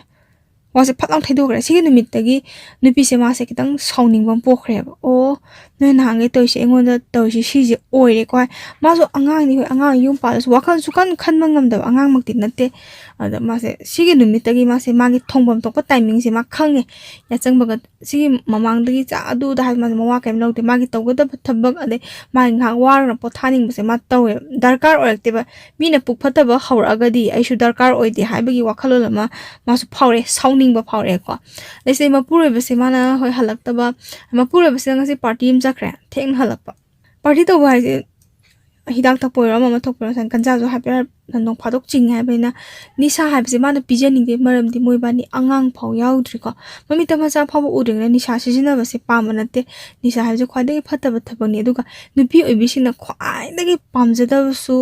ꯑꯩꯈꯣꯏꯒꯤ ꯅꯤꯁꯥ ꯆꯥꯕꯁꯦ ꯌꯥꯝ ꯄꯥꯝꯗꯦꯕ ꯍꯣꯏ ꯂꯩꯀꯣ ꯅꯨꯄꯥꯅꯒ ꯍꯤꯗꯥꯛ ꯍꯥꯏꯔꯒ ꯉꯥꯎꯔꯒ ꯈꯣꯠꯂꯒ ꯀꯩꯅꯣ ꯇꯧꯖꯕꯩ ꯋꯥꯅꯤ ꯃꯃꯤꯠ ꯎꯏꯔꯨꯝꯒ ꯋꯥꯔꯤꯗ ꯀꯩꯗ ꯑꯩꯈꯣꯏ ꯉꯥꯏꯍꯥꯛꯀꯤ ꯅꯨꯡꯉꯥꯏꯅꯕ ꯍꯥꯏꯇꯥꯔꯦꯅꯦ ꯌꯥꯝꯅ ꯅꯨꯡꯉꯥꯏꯕ ꯋꯥꯔꯤꯗꯒ ꯑꯗꯨꯃꯥꯏꯅ ꯋꯥꯔꯤꯒ ꯇꯥꯔꯒ ꯍꯦꯔꯣꯁꯦ ꯌꯨ ꯉꯥꯎꯔꯒ ꯃꯁꯛ ꯐꯖꯕꯣꯏ ꯈꯟꯕꯣꯏ ꯅꯤꯡꯕꯩ ꯋꯥꯅꯦꯕꯀꯣ ꯑꯗꯣ ꯑꯁꯦꯡꯕ ꯔꯤꯌꯦꯂꯤꯇꯤꯗꯗꯤ ꯑꯗꯨ ꯌꯥꯗꯦꯕ ꯃꯅꯝꯒ ꯀꯩꯁꯨ ꯅꯨꯡꯁꯤꯔꯝꯃꯣꯏ ꯆꯅꯝꯗꯤ ꯌꯧ ꯗꯃꯥ ꯆꯥꯁꯟꯕ ꯌꯥ ꯑꯗꯩ ꯋꯥꯈꯜꯁꯨ ꯑꯐꯕ ꯀꯩꯁꯨ ꯍꯥꯏꯅꯔꯝꯃꯣꯏ ꯁꯥꯎꯅꯕ ꯉꯥꯡꯅꯕ ꯃꯌꯥꯝ ꯑꯃ ꯂꯩꯕꯅꯤꯅ ꯃꯗꯣ ꯔꯤꯌꯦꯂꯤꯇꯤꯗꯗꯤ ꯇꯁꯦꯡꯅ ꯌꯥꯗꯦꯕꯀꯣ ꯑꯩ ꯋꯥ ꯉꯥꯡꯕꯁꯦ ꯑꯃꯨꯛ ꯁꯣꯏꯀꯣ ꯀꯩꯅꯣ ꯇꯧꯕꯤꯒꯅꯨ ꯁꯥꯎꯕꯤꯒꯅꯨ ꯊꯨꯅ ꯉꯥꯡꯁꯤꯟꯕꯒꯤ ꯁꯨꯃꯥꯏꯅ ꯁꯥꯎꯅꯕ ꯍꯥꯏꯇꯥꯔꯦꯅꯦ ꯅꯪꯅ ꯇꯧꯔꯤꯕ ꯊꯕꯛꯇꯣ ꯑꯩ ꯄꯥꯝꯗꯦ ꯍꯤꯗꯥꯛ ꯊꯛꯄꯕꯨ ꯑꯣꯏꯔꯣ ꯑꯃ ꯆꯧꯕꯕꯨ ꯑꯣꯏꯔꯣ ꯑꯃ ꯆꯥꯕꯕꯨ ꯑꯣꯏꯔോ ꯈꯤꯇꯪ ꯉꯟꯅ ꯍꯟꯁꯤꯟꯕꯤꯔꯣ ꯇꯥꯏꯃꯤꯡ ꯑꯃ ꯆꯥꯗꯦ ꯈꯣꯠꯇꯦꯅ ꯅꯨꯄꯤ ꯑꯃ ꯑꯣꯏꯅ ꯃꯥꯒꯤ ꯃꯄꯨꯔꯣꯏꯕꯗ ꯑꯣꯏꯅꯕꯣꯏ ꯀꯔꯤꯕꯣꯏ ꯉꯥꯡꯅꯕꯁꯦ ꯃꯅꯦꯝꯄꯣꯛꯁꯤꯗ ꯆꯪꯉ ꯍꯦꯛꯇ ꯉꯥꯡꯕ ꯍꯦꯛꯇ ꯀꯃꯥꯏꯅ ꯉꯥꯡꯒꯦꯗꯅꯦ ꯉꯔꯪ ꯉꯥꯡꯅꯖꯕꯅꯤ ꯑꯗꯨ ꯑꯗꯥꯅ ꯍꯦꯛꯇ ꯏꯃꯨꯡꯒꯤ ꯄꯣꯠ ꯆꯩ ꯂꯪꯈꯥꯏꯗꯅ ꯈꯣꯠꯇꯅ ꯈꯠꯅꯕ ꯆꯩꯅꯕꯁꯨ ꯅꯠꯇꯦ ꯏꯃꯨꯡꯒꯤ ꯃꯤ ꯇꯥꯒꯤꯅꯦ ꯀꯥꯁꯤꯗ ꯉꯔꯪ ꯍꯥꯏꯕ ꯋꯥꯅꯤ ꯃꯇꯩ ꯃꯅꯥꯎ ꯈꯠꯅꯕꯁꯤ ꯃꯇꯩ ꯃꯅꯥꯎ ꯈꯠꯅꯩꯁꯦ ꯃꯤ ꯇꯥꯔꯁꯨꯅ ꯍꯦꯛꯇ ꯈꯠꯅꯕꯗꯤ ꯑꯣꯏꯔꯝꯃꯣꯏꯕ ꯇꯨꯃꯤꯟꯅ ꯈꯠꯅꯖꯕ ꯑꯣꯏꯔꯝꯅꯦꯕ ꯑꯗ ꯃꯅꯦꯝꯄꯣꯛꯁꯤꯅ ꯃꯊꯧ ꯆꯪꯉꯒꯅꯦ ꯍꯣ ꯅꯪ ꯌꯥꯝ ꯐꯠꯇꯤꯌꯦ ꯅꯨꯄꯤ ꯅꯪ ꯌꯥꯝ ꯐꯠꯇꯤꯌꯦ ꯅꯪ ꯇꯨꯃꯤꯟꯅ ꯂꯩꯌꯣ ꯀꯩꯗꯧꯕꯩꯅꯣ ꯅꯪ ꯍꯦꯛꯇ ꯂꯥꯛꯊꯕꯤꯕ ꯍꯥꯏꯇꯥꯔꯦꯅꯦ ꯃꯥ ꯇꯨꯃꯤꯟꯅ ꯂꯩꯀꯣ ꯃꯆꯥꯅꯨꯄꯥꯁꯤꯅ ꯃꯃꯥꯁꯤꯅ ꯑꯣꯟꯁꯤꯜꯂꯒ ꯉꯥꯡꯕ ꯃꯃꯥꯒꯤ ꯄꯨꯛꯆꯦꯟꯗꯣ ꯈꯪꯕꯅꯤꯅ ꯏꯇꯩ ꯏꯅꯥꯎ ꯈꯠꯅꯕꯗ ꯅꯪ ꯌꯥꯎꯔꯛꯀꯅꯨ ꯁꯤꯅꯤ ꯃꯆꯥꯅꯨꯄꯥꯁꯤꯅ ꯍꯥꯏꯔꯤꯁꯤꯅ ꯑꯗ ꯍꯦꯛꯇ ꯃꯥꯗꯤ ꯅꯨꯡꯁꯤꯗꯕꯗꯣ ꯃꯅꯦꯝꯄꯣꯛꯅ ꯃꯃꯧ ꯅꯨꯄꯤꯁꯦ ꯅꯨꯡꯁꯤꯗꯕꯁꯦ ꯃꯄꯥꯟꯁꯦ ꯐꯖꯅ ꯊꯣꯛꯑꯦꯕ ꯁꯨꯡꯅꯨꯡ ꯅꯨꯡꯁꯤꯗ꯭ꯔꯦ ꯍꯥꯏꯕꯁꯤꯃ ꯇꯥꯛꯑꯦꯕ ꯅꯨꯄꯤꯁꯦ ꯃꯇꯝꯒꯤ ꯃꯇꯨꯡ ꯏꯟꯅ ꯀꯣ ꯃꯤꯔꯣꯜꯂꯤꯉꯩ ꯃꯅꯨꯡꯁꯤꯁꯨ ꯃꯥꯁꯦ ꯊꯕꯛꯁꯦ ꯏꯃꯨꯡꯒꯤ ꯊꯕꯛꯁꯦ ꯃꯥ ꯀꯨꯞꯅꯣꯝꯁꯦ ꯉꯝꯅꯕ ꯍꯣꯠꯅꯗꯕ ꯌꯥꯗꯕ ꯃꯣꯏ ꯏꯃꯨꯡꯒꯤ ꯑꯣꯏꯅꯗꯤ ꯅꯨꯄꯥꯁꯤꯡꯁꯤꯅ ꯅꯨꯄꯤꯁꯤꯡꯁꯤꯒꯤ ꯊꯕꯛꯁꯦ ꯃꯇꯦꯡ ꯈꯔ ꯄꯥꯡꯒꯦ ꯀꯥꯏꯅ ꯈꯟꯕꯁꯦ ꯀꯌꯥ ꯇꯧꯗꯦꯕꯀꯣ ꯃꯥꯏ ꯑꯩ ꯅꯨꯄꯥꯅꯦ ꯍꯥꯏꯕꯒꯤ ꯄꯨꯔꯥ ꯁꯗꯤꯡ ꯑꯃꯗ ꯂꯩꯊꯣꯛꯏ ꯑꯗꯨꯒ ꯃꯅꯦꯝꯄꯣꯛꯁꯤꯁꯨ ꯃꯁꯥꯒꯤ ꯊꯕꯛ ꯆꯠꯆꯕꯅꯤꯅ ꯃꯃꯧ ꯅꯨꯄꯤꯁꯤꯒꯤ ꯃꯇꯦꯡ ꯀꯌꯥ ꯄꯥꯡꯗꯦ ꯄꯥꯡꯖꯟꯒꯦ ꯍꯥꯏꯅꯁꯨ ꯈꯪꯗꯦ ꯈꯪꯗ꯭ꯔꯤꯔꯥ ꯑꯃꯗꯤ ꯑꯣꯏꯔꯦ ꯑꯗꯨꯝ ꯂꯩꯊꯣꯛꯑꯦꯕꯀꯣ ꯋꯥꯅ ꯍꯣꯠꯅꯔꯦ ꯑꯗꯨꯒ ꯃꯇꯝꯒꯤ ꯃꯇꯨꯡ ꯏꯟꯅ ꯃꯥꯁꯦ ꯃꯀꯨꯝ ꯃꯇꯥ ꯁꯨꯔꯒ ꯃꯆꯥ ꯑꯃ ꯐꯪꯖꯔꯦ ꯑꯗꯣ ꯃꯩꯅꯤꯡꯒꯨꯝꯕ ꯍꯥꯏꯅ ꯀꯨꯝꯃꯦꯀꯣ ꯃꯥꯁꯦ ꯃꯩꯅꯤꯡꯒꯨꯝꯕꯒ ꯂꯩꯔꯤꯉꯩ ꯃꯅꯨꯡꯁꯤꯗꯤ ꯃꯅꯦꯝꯄꯣꯛꯅ ꯊꯕꯛꯁꯦ ꯑꯃꯨꯛ ꯂꯣꯏ ꯇꯧꯍꯧꯕ ꯇꯥꯔꯦꯗꯅꯀꯣ ꯃꯣꯏ ꯃꯅꯦꯝꯄꯣꯛꯁꯦ ꯃꯁꯥꯒꯤ ꯑꯣꯏꯅ ꯈꯔ ꯆꯃꯣꯠꯅꯖꯩ ꯐꯤꯔꯣꯜꯗꯤ ꯑꯇꯥꯡꯕ ꯌꯥꯝꯅ ꯁꯦꯠꯆꯩꯀꯣ ꯃꯃꯥꯏ ꯀꯦꯒꯅꯤ ꯐꯤꯔꯣꯜ ꯑꯇꯥꯡꯕ ꯁꯦꯠꯀꯅꯤꯗꯤ ꯈꯪꯕ ꯑꯗꯨꯒ ꯏꯃꯨꯡꯁꯦ ꯐꯖꯅ ꯂꯣꯏꯁꯟꯒꯦ ꯍꯥꯏꯕꯗꯤ ꯀꯌꯥ ꯈꯟꯗꯦ ꯉꯁꯥꯏ ꯃꯃꯧ ꯅꯨꯄꯤꯅ ꯂꯣꯏꯅ ꯂꯣꯏꯁꯜꯂꯒ ꯂꯩꯔꯝꯃꯦ ꯍꯧꯖꯤꯛꯅ ꯃꯃꯧ ꯅꯨꯄꯤꯗꯣꯀꯣ ꯃꯩꯅꯤꯡꯒꯨꯝꯕꯒ ꯂꯩꯈ꯭ꯔꯕꯅꯤꯅ ꯈꯔ ꯃꯣꯠꯂꯦꯕ ꯏꯃꯨꯡꯁꯦ ꯈꯔ ꯆꯃꯣꯠꯅꯔꯦ ꯁꯤꯗꯩꯁꯤꯗ ꯅꯨꯄꯤꯁꯤꯒꯤ ꯃꯄꯨꯔꯣꯏꯕꯁꯤꯅꯀꯣ ꯀꯣꯏꯗꯗꯅ ꯍꯥꯏꯇꯥꯔꯦ ꯃꯃꯥꯗ ꯏꯃꯥ ꯀꯩꯅꯣ ꯃꯣꯠꯃꯟꯈꯔꯦ ꯀꯥꯏꯅ ꯍꯥꯏꯔꯨꯕꯁꯦ ꯆꯪꯁꯤꯜꯂꯒ ꯉꯥꯡꯗꯣꯏꯕ ꯍꯧꯖꯤꯛꯀꯤ ꯅꯨꯄꯤꯁꯤꯗ ꯃꯅꯦꯝꯄꯣꯛꯁꯤꯅꯅꯦ ꯈꯪꯕ꯭ꯔꯥ ꯅꯪꯅ ꯏꯕꯨꯡꯉꯣꯗ ꯀꯔꯤ ꯄꯥꯎ ꯇꯝꯁꯜꯂꯤ ꯀꯅꯥꯅ ꯉꯝꯗꯣꯔꯤꯒꯦ ꯅꯪꯒꯤ ꯁꯦꯕꯥꯋꯣ ꯑꯗꯒꯤ ꯆꯥꯛꯊꯣꯡ ꯐꯧꯁꯨꯋꯣ ꯏꯁꯥꯒꯤ ꯊꯕꯛꯄꯨ ꯆꯠꯀꯗ꯭ꯔꯥ ꯉꯝꯗ꯭ꯔꯦ ꯀꯥꯏꯅ ꯍꯦꯛꯇ ꯁꯪꯉ ꯉꯥꯡꯕ ꯄꯥꯎ ꯌꯥꯝ ꯇꯝꯁꯟꯒꯅꯨ ꯀꯥꯏꯅ ꯇꯝꯃꯨꯕꯁꯨ ꯂꯩꯇꯦꯀꯣ ꯅꯨꯄꯤꯁꯤꯅ ꯀꯥꯏ ꯃꯩꯅꯤꯡꯒꯨꯝꯕ ꯂꯩꯔ ꯀꯔꯤ ꯄꯥꯎꯅ ꯇꯝꯃꯨꯗꯣꯏꯁꯤꯕꯣ ꯀꯞꯁꯨ ꯀꯞꯄꯦ ꯃꯥꯁꯦꯀꯣ ꯅꯧꯔꯤꯉꯩꯁꯤꯗꯀꯣ ꯈꯤꯇꯪ ꯃꯤ ꯋꯥꯈꯜ ꯅꯨꯡꯉꯥꯏꯈꯤꯔꯣꯏ ꯀꯥꯏꯅ kya ꯈꯟꯗꯕ ꯍꯥꯏꯇꯥꯔꯦꯅꯦꯀꯣ ꯇꯨꯃꯤꯟꯅ ꯃꯥꯁꯦ ꯀꯞꯄꯦ ꯑꯗꯩ ꯅꯨꯄꯤꯁꯤꯒꯤ ꯑꯄꯣꯛꯄꯤ ꯃꯃꯥꯁꯦ ꯁꯦꯕꯥ ꯂꯥꯛꯆꯩ ꯁꯦꯕꯥ ꯂꯥꯛꯏꯉꯩꯁꯤꯗ ꯌꯨꯝ ꯑꯃꯒ ꯁꯥꯗꯥꯔꯣꯟꯗꯤ ꯃꯥꯟꯅꯗꯦꯗꯅ ꯑꯗꯣ ꯐꯤꯁꯨ ꯐꯤꯆꯥꯝꯕ ꯑꯣꯏꯔꯣ ꯑꯃ ꯑꯣꯏꯔꯣꯈꯤꯇꯪ ꯈꯦꯠꯅꯕ ꯃꯐꯝ ꯈꯤꯇꯪ ꯈꯦꯠꯅꯅ ꯁꯨꯔꯨꯕ ꯈꯣꯠꯂꯨꯕ ꯇꯧꯕꯁꯦ ꯐꯖꯅ ꯍꯥꯏꯕꯒꯤ ꯃꯍꯨꯠꯇꯅꯦꯀꯣ ꯃꯤꯉꯣꯟꯗ ꯄꯥꯎ ꯇꯝꯕꯀꯣ ꯃꯣꯏꯁꯤ ꯃꯤꯁꯦ ꯈꯔ ꯑꯗꯨꯝ ꯃꯔꯥꯡ ꯀꯥꯏꯅ ꯆꯪꯊꯣꯛ ꯆꯪꯁꯤꯟ ꯇꯧꯕꯖꯥꯠꯅꯤꯗ ꯄꯥꯎ ꯇꯧꯔꯤꯁꯦ ꯌꯦꯡꯉꯨ ꯃꯥꯅ ꯇꯧꯔꯤꯁꯦ ꯌꯦꯡꯉꯨ ꯉꯁꯤ ꯌꯦꯡꯉꯨꯅꯦ ꯑꯩꯈꯣꯏ ꯃꯧꯒꯤ ꯃꯃꯥꯅ ꯇꯧꯔꯤꯁꯦ ꯉꯥꯎꯔꯤꯅꯦ ꯁꯦ ꯌꯦꯡꯉꯣ ꯀꯅꯥ ꯇꯧꯅꯒꯦ ꯀꯥꯏ ꯌꯥꯝ ꯎꯁꯤꯠ ꯊꯧꯑꯣꯏꯗꯕꯒꯤ ꯇꯥꯏꯞꯇ ꯉꯥꯡꯕ ꯍꯥꯏꯇꯥꯔꯦꯅꯦ ꯀꯔꯝꯕ ꯃꯆꯥ ꯑꯣꯏꯕꯅ ꯃꯃꯥꯕꯨ ꯉꯥꯎꯏ ꯍꯥꯏꯔꯒ ꯅꯨꯡꯉꯥꯏꯗꯣꯏꯅꯣ ꯑꯗꯨꯁꯨ ꯃꯥ ꯃꯁꯥꯒꯤ ꯁꯦꯕꯥ ꯇꯧꯕ ꯂꯥꯛꯄꯗ ꯑꯗꯨꯕꯨ ꯈꯪꯖꯜꯂꯤ ꯅꯨꯄꯤꯁꯦ ꯑꯗꯨꯝ ꯇꯨꯃꯤꯟꯅ ꯂꯩꯌꯦ ꯅꯣꯡꯃꯁꯨ ꯅꯨꯄꯤꯁꯦ ꯃꯥꯁꯦ ꯍꯤꯞꯄꯒ ꯂꯩꯕꯀꯣ ꯍꯤꯞꯄ ꯂꯩꯕꯁꯤꯗ ꯃꯥꯁꯦ ꯑꯩꯈꯣꯏ ꯐꯨꯔꯤꯠꯁꯦ ꯈꯨꯗꯥꯡ ꯁꯥꯡꯕꯤ ꯂꯤꯠꯄ ꯃꯥꯜꯂꯦ ꯂꯤꯠꯄꯁꯤꯗ ꯈꯨꯗꯥꯡꯁꯦ ꯈꯔ ꯆꯤꯡꯈꯠꯂꯒ ꯀꯣ ꯃꯥꯁꯦ ꯁꯨꯝ ꯍꯤꯞꯄ ꯂꯩꯕꯁꯤꯗ ꯑꯩꯈꯣꯏꯒꯤꯗꯤ Angang po'agadi angang yengba se am chatnaidana ko angang yengba lakpa nupi man haiba haima nangdi kaino ne nakut khudang dubo frito jingdong ne tu khonga laudana yaroi ne na sum akhang ahi sum haipe haipe hana mamang manga thingnak podo khra takpirama mongoda haijaba kamaina manipur se tapla oglak ke da ko ho akhoina haibane akhoina ngangbodi ne laude phattana da ni khalise mapunsi sidane afabam ta khandrabani noina khra hairamu noina khra hairamon ada nupi se mase ikai nushi ya ne kari no ini poksna mingona sumai ngangi sibo haidi imungi phajadaba yam puthokpodo mingon yam puthokpodo mana hoi hosiki nupi se nushi de ko inemna aise nushi de habje mayam ma ta isibu kari no khale mase nungai jade adai mi ato ato pa anga yang bagalak pase dom phattana dum uhanba mamong nupi se phattan uba masa solingai manung sidi tumba hippa sel tawi da mina wa hairingai ngangin kai khumba su ngamba su yawi ngamdab su yawi kosmani kitang soidok soijin ga laibase mane poksine mi se kauraga ne saunu ko mana khumda da ngangda da na tawri do anganga do noina ne yengba khopa da yekhaning da bai monga tawi do saunu aina ne phainyam hairabane laude ka pause dum tambai dai moi di mi je khra toina changthok changin tawbani ne phatana uhalle ma kai mai de tumina lei aduga nongmasu wari sanai ko ma se ningtha loksanba chachabane ningtha loksanba thokpa kansida mapasida ko mane poksna wari se saba jane moi mama do khangbra tumaina tawi khole thabak tawbudana masu ta driba khotriba ka naga yamna karem ka thaina bibudo sigi mamang da su mama na di hairamba jani nupi sida nang yum doina matam khara legero ay yum dai thabak su komi kholi nang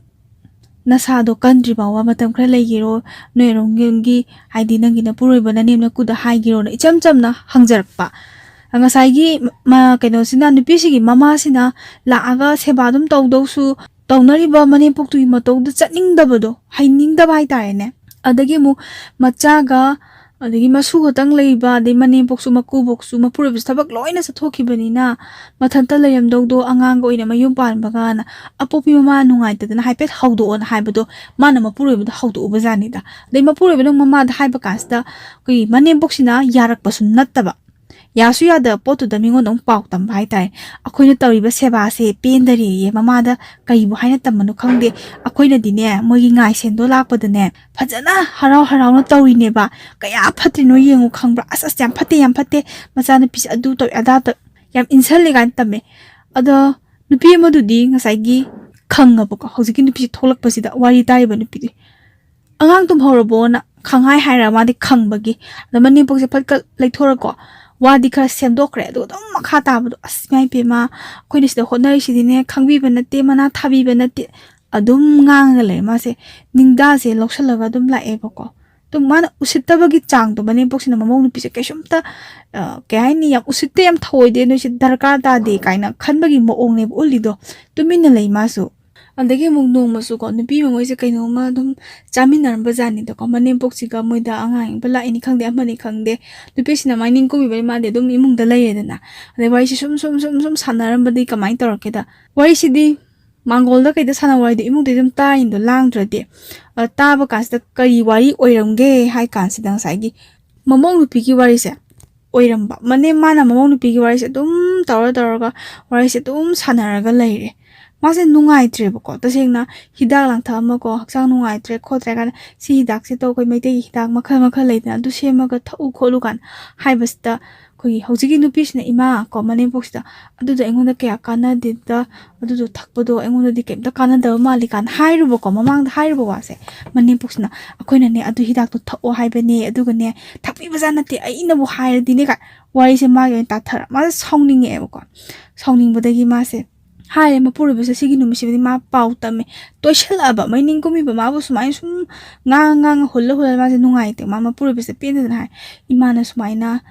ai maram da sumai mingo da sa ba se ai se kitang nungai te ado mi na su la na khan gani khol gani ai thawai su nungai tre khol tre mapuri basa nang ma pan da thoga layu shin ma pan tho ma sum ngang lai don hai ba ko ai ma se ma pan da thoe ko ai ma pan da thok pa da gi ne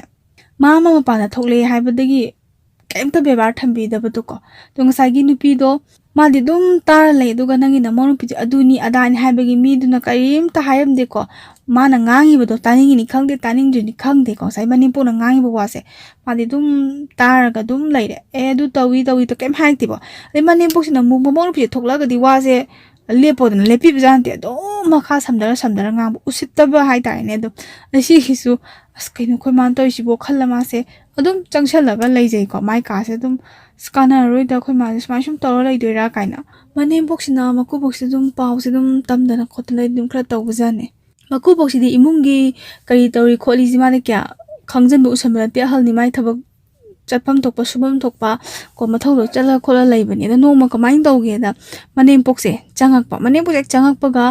ꯃꯀꯨꯕꯣꯛꯁꯤꯅ ꯀꯔꯤꯅꯣ ꯈꯪꯗꯦ ꯁꯥꯎꯅꯤꯡꯉꯤꯅꯤ ꯈꯪꯗꯦ ꯑꯃꯅꯤ ꯈꯪꯗꯦꯀꯣ ꯉꯥꯡꯕ ꯌꯥꯔꯦ ꯀꯥꯏꯅꯒ ꯃꯅꯦꯝꯄꯣꯛ ꯆꯪꯉꯛꯄꯒ ꯉꯥꯡꯉꯛꯄ ꯍꯥꯏꯇꯥꯔꯦꯅꯦ ꯏꯃꯨꯡꯗ ꯂꯩꯔꯤꯕ ꯅꯨꯄꯤꯁꯤꯡꯁꯦ ꯄꯪꯉꯤꯕ ꯊꯤꯕꯣꯡꯅ ꯃꯌꯥꯝ ꯆꯥꯔꯤꯕ ꯊꯤꯕꯣꯡꯁꯦ ꯄꯜꯂꯛꯄꯁꯤꯗ ꯅꯨꯡꯉꯥꯏꯇꯦꯕ ꯑꯗꯩ ꯀꯔꯤ ꯃꯔꯝꯒꯤ ꯁꯥꯎꯅꯩꯅꯣ ꯈꯣꯠꯅꯩꯅꯣ ꯍꯥꯏꯕꯁꯤꯗꯤ ꯅꯨꯄꯤ ꯃꯥ ꯃꯁꯥꯗꯤ ꯈꯪꯖꯗꯦꯀꯣ ꯑꯗꯨꯒ ꯌꯥꯝ ꯄꯪꯉꯦꯀꯣ ꯏꯃꯨꯡꯗ ꯂꯩꯔꯤꯕ ꯅꯨꯄꯤꯁꯤꯡꯁꯦ ꯍꯦꯛꯇ ꯈꯨꯄꯪ ꯑꯃꯅꯤ ꯊꯤꯕꯣꯡꯁꯦ ꯆꯥꯔꯤꯕ ꯉꯝꯗ꯭ꯔꯦ ꯊꯥꯛꯄ ꯉꯝꯗ꯭ꯔꯦ ꯀꯥꯏꯅ ꯇꯧꯔꯛꯄꯅꯦꯕ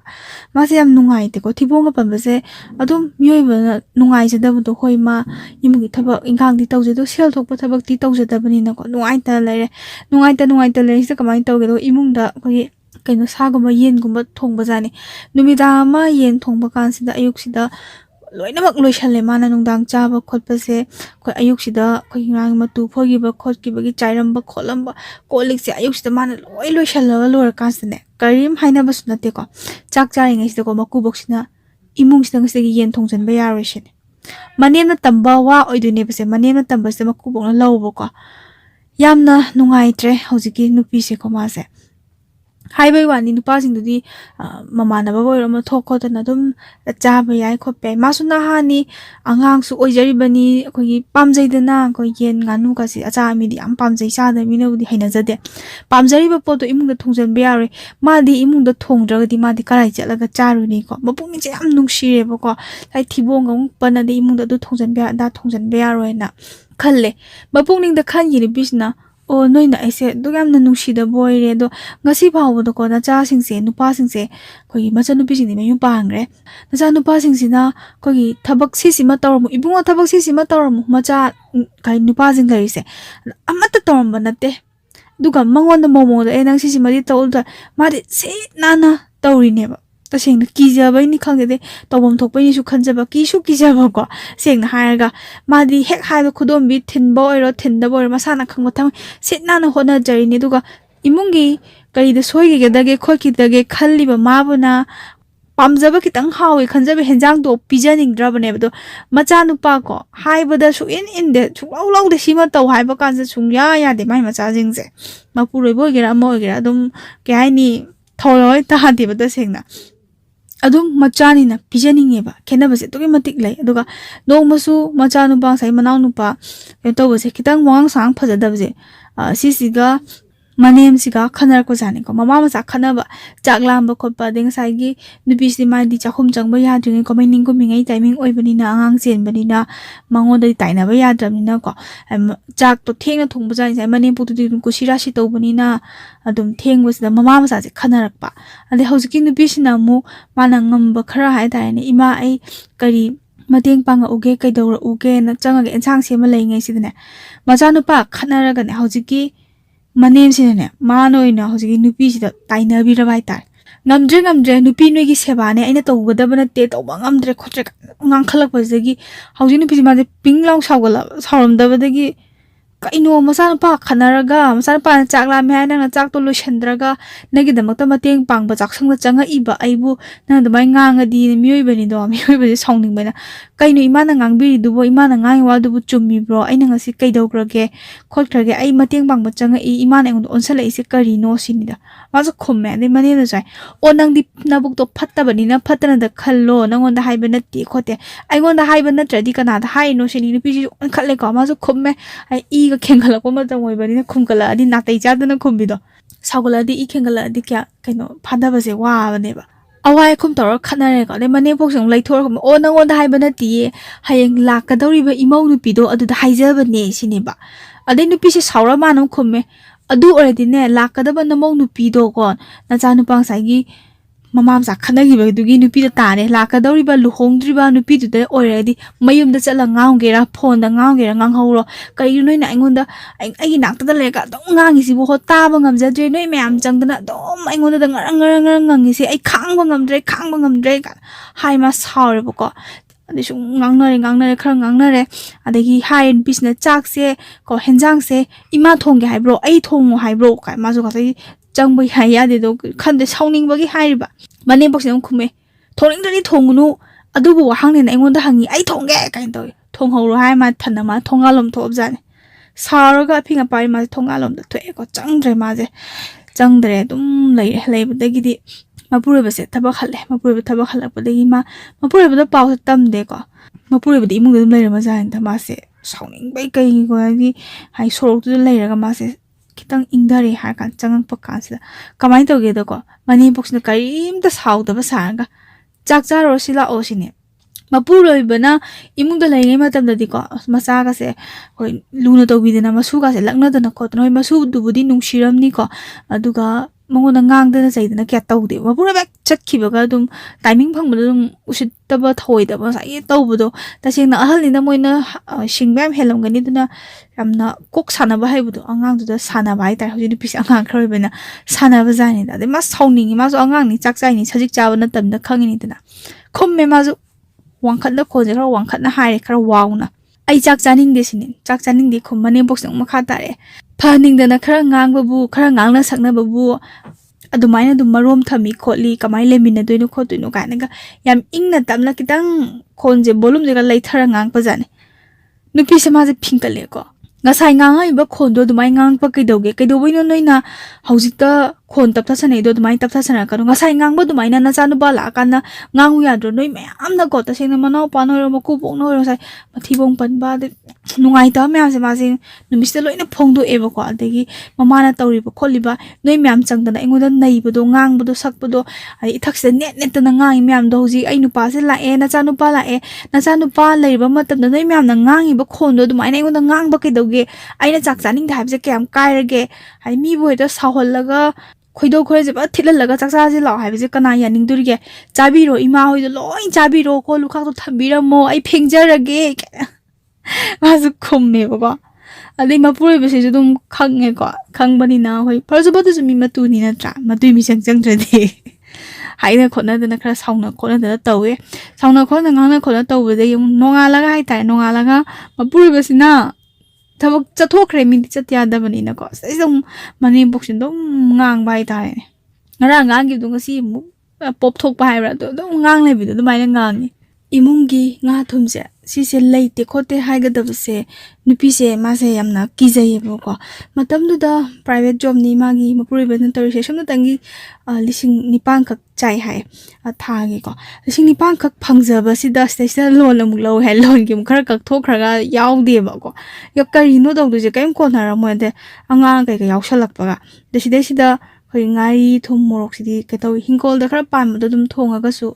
ngai di pande thum di pande dana sloirak pa kan se dana yam pakhat chabu ki jau sungai loidore bu ngai loidore kamai hai dino paisa la ga di man hek marai ba do leitra ga di hai di makuta paisa di dum pai ga lai badi natte sai thagi phangi ba sel duna yam ba natta bani na ko manim da kai da hai ba ngamdre kai di nos ka ai di ngam doino ko iso hai ta marang bi ko dem mani pu su makku box de injan dana ko chan dana do ngang han bi ai tare nga thungi baba du ga hai ba se adum ngang han bi yang wana khangi ko mi na chari ba amna panabi ba hai tare ne ko adegi nung thin tum ba kho po oiro angang ma cha chim bani nang hak tumning ba nung din nang ha tumning ba adegi chak cha ja ba kho chab jam pana ba jam chai mingon do ko mani pusna snoi gi di kyam cha ge khoi di mai bi ma ki bu ki ne chak tu bo as khoi di changam de sumai ne khai bi ba ai tumme as tungi ba jina kari bu tauri ba no khang de imung jina karim ta su lo shan de ayu ki chang hak thong edana ni phamung da chang ga ni kai dauri ba no khang de sumai na ngang bi bai tai ne ma de nungai actre ko nungai ta bari na ma se wana khang de angang ji ko dum yum pan ba ngang na angam cha chen ba chahi ani ko ani ma khai ga imung sum khana ba sum toiri e ba ko di ma su sai I du ko khengalak pari ne ka nungai da khum ba ko pa se tawe taw ba da gi hai manipur sum chawoti sum sar leba hai tarene de mapur bana hausi kai ka chatpa khot pa hai tar sengna pung 12 12 theng na hoba ga yawi dana ko se chaki kho ke chakinu khokinu theng yani paisa nuk sana handam khara marang kai na kuta pai bo ore dim khara mapha ade hausi ka pa ai je hoi chom giren bai chongwa gi oiram bai ai adu oraga su thenga ba matam da ngam chaga chembina chalhaning de nongalaga mu thabok chatoini haibagi magi nupi na mapuroi bada haibagi ko asngna baje yabza natte moina da ko moi myam changdana da dum hosgi nupi si da ngangbi dana khopi na yam tawe stagi nongma saunaraga mapuroi bi thokre gai so be thodo ma thokre chatkre ayum da halaro ayum da sule ningdre na nupi si ma pakhaje ko mapuroi bada chatki jwa call se phanyam tawe sung pai khalak te ko last pai khalak ga man hai hello kholo thengi matam ju phatte ngo nang laining da ba yum sida idi kamai laining do no ko ma se kap chu kap pe ba ko nungai ja da ba do hai di khena dra ne nu pa moi di ayuk oigera thil oigera numidang oigera saoga hekta thokiba sao pharaga changak pa aduga mau se ko imungi nupi amadi sidi madi kai chaluni sharga ka sidagi phaklang marina question ba ka se suen heloi ba ai phana sounding boy gera nungai tabo oigera adagi ai si prak sidani khangba ngamdana pelakdana ko society ka tawdana ko yamna nungai taba thodok myam tawidana samthanda henga tawjarame kaina tawbase myam ma thengne sisina ne ko nupa mo gi tin ko me de nupi gi di hoi maning makha tamjarge yawba kangbuno tamjabagi wani duga maning makha tasengna tamba ngamjadaba ai maune imungsigi barse ai pubam thoina khanjaba aphaba misingje apangbi angawbi phattabi ta halle base sikana anta hali manem oibi ko manem khudi mak taijabadi nate manem phattabi ado khanyam pikpi ami masase to otlage nai thatlage ade khongpak ne ta nesalaga thamage haiba kangbum yawe ko aduna hekta khutna karina mamai mamit ta dakpham leina phubana taba waina yeira ga ngang ba thamoye thinba sumaina to myam ma yawbudagi ne ba thoi myam se mapuroi basi juma numisi ma kausan jagre ko ta kausale dagi sidagi mu magi penda ba khota baje haija baje ni bisna babana sumaina ingon ngang ba khotpa dagi inaw ko manaw nu pasina ka ingon bachin thiba khotpa je kya pam dis maina mi mang ta phajade sengna ga akampe kai ka ngang na khoda baji mamau nu pi amaga makubo amaga manaw pasing gadi yamna pangna ngang na de khoi meitei se na bi de kya kaino tawde basi je chana de ba ta sengna almai ngang ba khotpa du phajade hai base manipur se kakhalaktiba ho nang na ne moi gi ne yaning da ba thabak tawramgani moina haiba wadane nang thoi wa wain taramoi aduna ne nasana soibagi oiramni ka manadi nupi masen haijaba pamde khotti na ado mon smaine onkhalakpa aduga hauji manipur se sarag mazo khogi chin akampe ka tin tabe da wang sangang de hetang ngang ba khotpa taw bai tai ne mi gi matei binaw khana jadu ma changselaga akampe se ngangsilakpi ai yumta kai tak bi kai na ga cheselakpa se ma se numi se mapur da ma se khra khumanninge ba kai ni ma na chindu bo am ka hen thi du bo mai na cha na mu khoi mang thi di khoi haina gi tam ni ne haining budo hairaki de khoma purbi kem hai de sharam ne nam chatke penja de ma gi su penja da ba ma lei nupi si gi wahi khuding ko khoi no je thai ni no je kari wa han ga ba wahi am sijin ne ko de nupi si am pamja da ma yuma ma gi mawoi ne am pamja da ba ko ma sar ga khungi bu su yawi hai ko hadi ima hoi baba hoi ne hai du bu kai no ima baba ina khoi thak na kyang kui na thak tu chehi ya ma da tara ma ngai thak ge thak adu da gi di akoina ima hoi baba hoi se adum thaga lei adoi ni dum akoina thakpam thokpani ado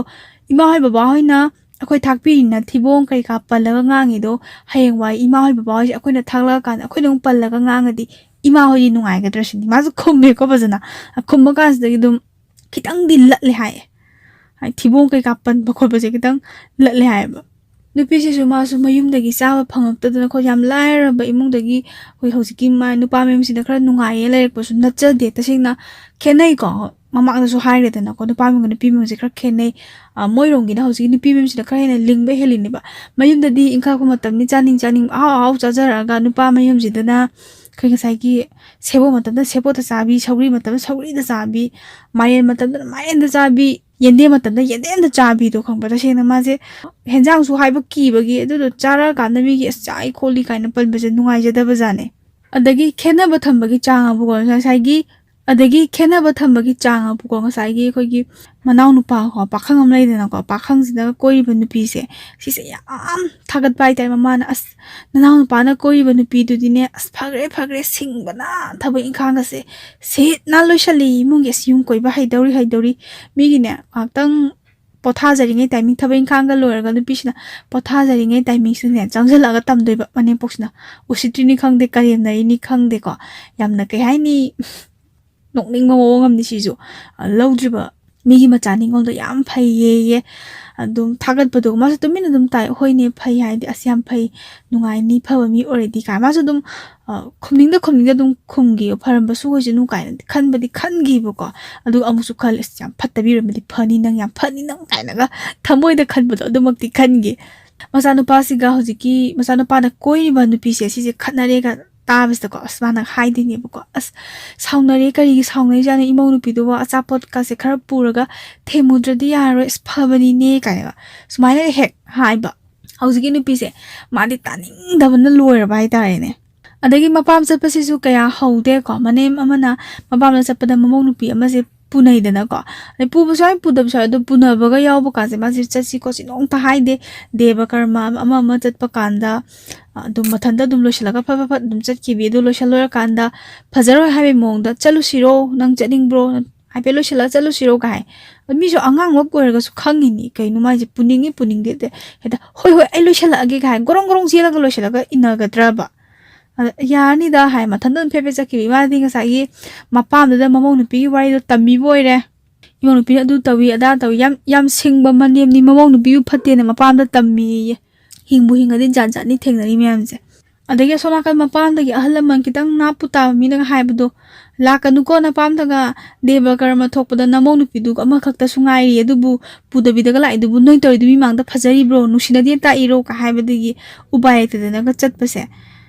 chale ko chala kan se sum ahalamana harau khar kauramani ko hojiki nu pi sida ko kauramani atai lesabi myam leidena ko haidi myam du da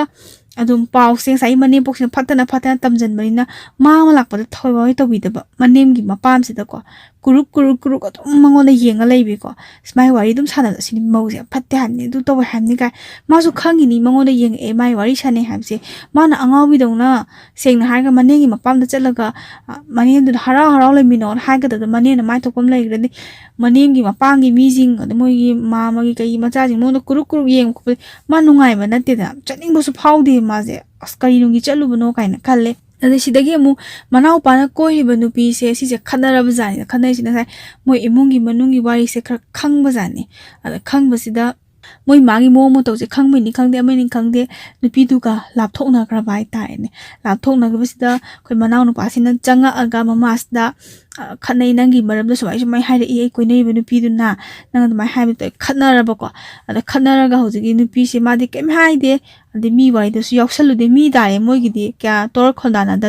kamung da ma se tumin na le ba khatna ba ji himalak pa dei ko mai mapuru ba sin ko tangam da kaidor ge noi khanai da is adum smai na hairami kholami khai da hoji gi nu pi si mapuru ba sin ko man hai kainu ne karam nu pi no lak chingai de gi hoji gi mai paw tam thok tam jin tawri dina bera gi nu pi oiduri bra kai ma phagi oina ke hairam bai tai hai lak chingai de gi mama sa khana halle hai di sai gi mai nu pi gi di khar khena re hai ba do igit am piram bazani da ne kainera ba matung da gi di mama se nang haire mamau nu pi si da namana biem ta semau ne na naw nu pa gi nupim da khangnan ji kholan ji kan taw khale bu ko ali ni bi shawning e ko manem gi wahai da ko mangang gi kai no ma andum hai gi as inaw ya mana sel tok pa thabak inga ama taw bu sunat tabin na nupi sem ba hai bse yamna keno taw wi lui aina kamai ta semjalu doino masa gi apam pam da su khangde da hoji matam ji di kai dawi kai thabak tawi kholi ju hangakani imana dum sembi yu da kai ma se khum gi sai nga khim yam phai har ga kainari de ma su khum gi yauna khum gi ba do adagi mo imung se cha ising se ko hoji ni pisna loi thong ani thani ko adi phajana char ni ko inchang a hobu sa bi ju harau bum nungai bum kang de ngang bun chei bune daw bune adi phajana hoi cha sing phajana lor ga ma thong chana ro ga chana ro se ta khanna bi maram cha dan ne moi ma se pakha ta khanna bi lor ga hetam ꯀꯩꯅꯣꯁꯤꯗ ꯑꯣꯟꯖꯜꯂꯛꯄꯤꯀꯣ ꯅꯨꯄꯤꯁꯤꯗꯀꯣ ꯃꯧꯁꯤꯗ ꯑꯣꯟꯖꯟꯕꯤꯕꯤ ꯑꯗ ꯃꯥꯁꯨ ꯈꯔ ꯈꯨꯝꯕꯗꯩ ꯈꯔ ꯌꯩꯊꯠꯄꯗꯩ ꯃꯉꯣꯟꯗ ꯑꯃꯨꯛ ꯑꯣꯟꯁꯤꯜꯂꯛꯇ꯭ꯔꯦ ꯃꯣꯏ ꯃꯁꯦꯟꯁꯦꯀꯣ ꯃꯔꯝ ꯈꯪꯗꯅ ꯑꯩꯈꯣꯏꯒꯤ ꯃꯅꯦꯝꯒ ꯃꯀꯨꯒꯁꯦ ꯋꯥꯆꯤꯡ ꯊꯤꯅꯔꯒ ꯄꯨꯔꯥ ꯈꯟꯅꯔꯛꯄꯤ ꯃꯣꯏ ꯅꯍꯥꯁꯤꯡꯅ ꯇꯧꯕ ꯊꯕꯛꯁꯦ ꯃꯣꯏꯁꯦ ꯇꯧꯋꯦꯕ ꯉꯁꯥꯏ ꯃꯅꯦꯝꯁꯦ ꯃꯥꯁꯦ ꯋꯥꯈꯜ ꯈꯔ ꯌꯥꯎꯗꯦꯕ ꯄꯪꯆꯥ ꯆꯥꯔ ꯄꯪꯊꯛ ꯊꯛꯑꯒ ꯐꯤꯔꯣꯡ ꯐ ꯇꯧꯁꯦꯠ ꯁꯦꯠꯂꯒ ꯍꯣꯏ ꯁꯦꯜ ꯇꯥꯟꯕꯕꯨꯗꯤ ꯌꯥꯝ ꯀꯟꯖꯩ ꯍꯥꯏ ꯁꯦꯜꯇꯪ ꯎꯔꯒ ꯃꯤꯉꯣꯟꯗ ꯀꯔꯤ ꯍꯥꯏꯅꯤ ꯀꯔꯤ ꯉꯥꯡꯒꯅꯤꯁꯦ ꯈꯪꯗꯕꯒꯤ ꯍꯩꯅꯕꯤ ꯑꯃ ꯂꯩꯕ꯭ꯔꯥ ꯈꯪꯗꯦ ꯄꯥꯎ ꯀꯣꯏꯇꯝ ꯇꯝꯕ꯭ꯔꯥ ꯈꯪꯗꯦ ꯃꯀꯨ ꯏꯕꯨꯡꯉꯣꯁꯤꯒ ꯍꯦꯛꯇ ꯄꯪꯀꯠꯇ ꯈꯟꯅꯕꯤꯁꯦ ꯇꯧꯋꯦ ꯈꯜꯂꯦꯕ ꯅꯨꯄꯤꯁꯦ ꯀꯩꯅꯣ ꯑꯩꯈꯣꯏꯁꯨ ꯁꯨꯃꯥꯏꯅ ꯁꯨꯝ ꯍꯤꯡꯉꯗꯣꯏꯔꯥ ꯈꯣꯠꯂꯗꯣꯏꯔꯥ ꯀꯥꯏꯅ ꯈꯟꯁꯨ ꯈꯟꯈꯤ ꯑꯗꯒꯤ ꯑꯃꯨꯛ ꯅꯣꯡꯃ ꯃꯥꯁꯦ ꯆꯥꯛ 이ꯁꯤꯡꯁꯦ ꯊꯣꯡꯉꯤꯉꯩꯗ ꯃꯥꯅ ꯆꯠꯀꯗꯕ ꯊꯕꯛꯁꯦ ꯆꯠꯍꯧꯗ꯭ꯔꯕꯀꯣ ꯅꯨꯄꯤꯁꯦ ꯊꯕꯛ ꯑꯃ ꯆꯠꯀꯦꯅ ꯇꯧꯕꯗꯒꯤ ꯆꯥꯛ 이ꯁꯤꯡꯁꯦ ꯃꯌꯥꯝ ꯆꯠꯃꯤꯟꯅꯒꯗꯕ ꯑꯣꯏꯕꯖꯥꯠꯅꯤ ꯁꯤꯗꯩꯁꯦ ꯃꯥꯁꯦ ꯅꯪꯗꯗꯅ ꯂꯩꯍꯧꯔꯦ ꯆꯥꯛ 이ꯁꯤꯡꯁꯦ ꯃꯥꯅ ꯊꯣꯡꯉ ꯂꯩꯔꯀꯥꯟꯁꯤꯗ ꯃꯅꯦꯝꯁꯤꯅ ꯁꯨꯃꯥꯡꯗꯒꯤ ꯂꯥꯛꯊꯔꯛꯄꯖꯥꯠꯅꯤꯗ ꯊꯕꯛꯇꯣ ꯆꯠꯀꯅꯤ ꯍꯥꯏꯔꯗꯤ ꯌꯥꯍꯧꯗꯣ ꯈꯔ ꯉꯟꯅ ꯍꯧꯔꯒ ꯊꯕꯛꯇꯣ ꯂꯣꯏꯁꯤꯜꯂꯒ ꯆꯠꯄ ꯀꯩꯗꯧꯒꯦ ꯀꯥꯏꯅꯒ ꯌꯥꯝ ꯐꯖꯗꯕꯒꯤ ꯂꯣꯟꯗ ꯍꯥꯏꯇꯥꯔꯦꯅꯦ ꯌꯥꯝ ꯁꯦꯡꯅ ꯍꯥꯏꯔꯒ ꯊꯕꯛꯇꯣ ꯆꯠꯀꯅꯤ ꯈꯪꯉꯗꯤ ꯌꯥꯍꯧꯗꯣ ꯈꯔ ꯉꯟꯅ ꯍꯧꯔꯒ ꯆꯠꯄ ꯀꯩꯗꯧꯒꯦ ꯌꯥꯍꯧꯗꯣ ꯊꯦꯡꯒꯩ ꯍꯧꯔꯒ ꯅꯃꯥꯟꯅꯕꯤꯅ ꯆꯠꯈ꯭ꯔꯒ ꯅꯪꯅ ꯀꯩꯗꯧ ꯂꯩꯍꯧꯔꯤꯒꯦ ꯀꯥꯏꯅ ꯁꯨꯃꯥꯏꯅ ꯂꯥꯛꯂꯛꯄꯖꯥꯠꯅꯦ ꯁꯥꯎꯅꯤꯡꯉꯦ ꯃꯥꯁꯦꯀꯣ ꯑꯩ ꯊꯣꯛꯂꯛꯑꯦ ꯃꯥꯁꯦ ꯊꯣꯛꯂꯒ ꯃꯥꯁꯦ ꯈꯨꯝꯃꯦꯕ ꯈꯨꯝꯃꯒ ꯃꯃꯥꯗ ꯍꯥꯏꯌꯦꯕꯀꯣ ꯍꯥꯏ ꯃꯅꯦꯝꯄꯣꯛꯁꯤꯗ ꯑꯩꯅ ꯑꯗꯨ ꯆꯠꯇ꯭ꯔꯒ ꯀꯩꯗꯧꯔꯒꯦ ꯐꯔꯦ ꯑꯩ ꯅꯪꯅꯕ ꯆꯥꯛꯁꯦ ꯊꯣꯡꯉꯦ ꯅꯪꯗ꯭ꯔꯦ ꯆꯠꯇ꯭ꯔꯦ ꯏꯃꯥꯗ ꯀꯔꯤ ꯃꯥꯡꯖꯒꯦ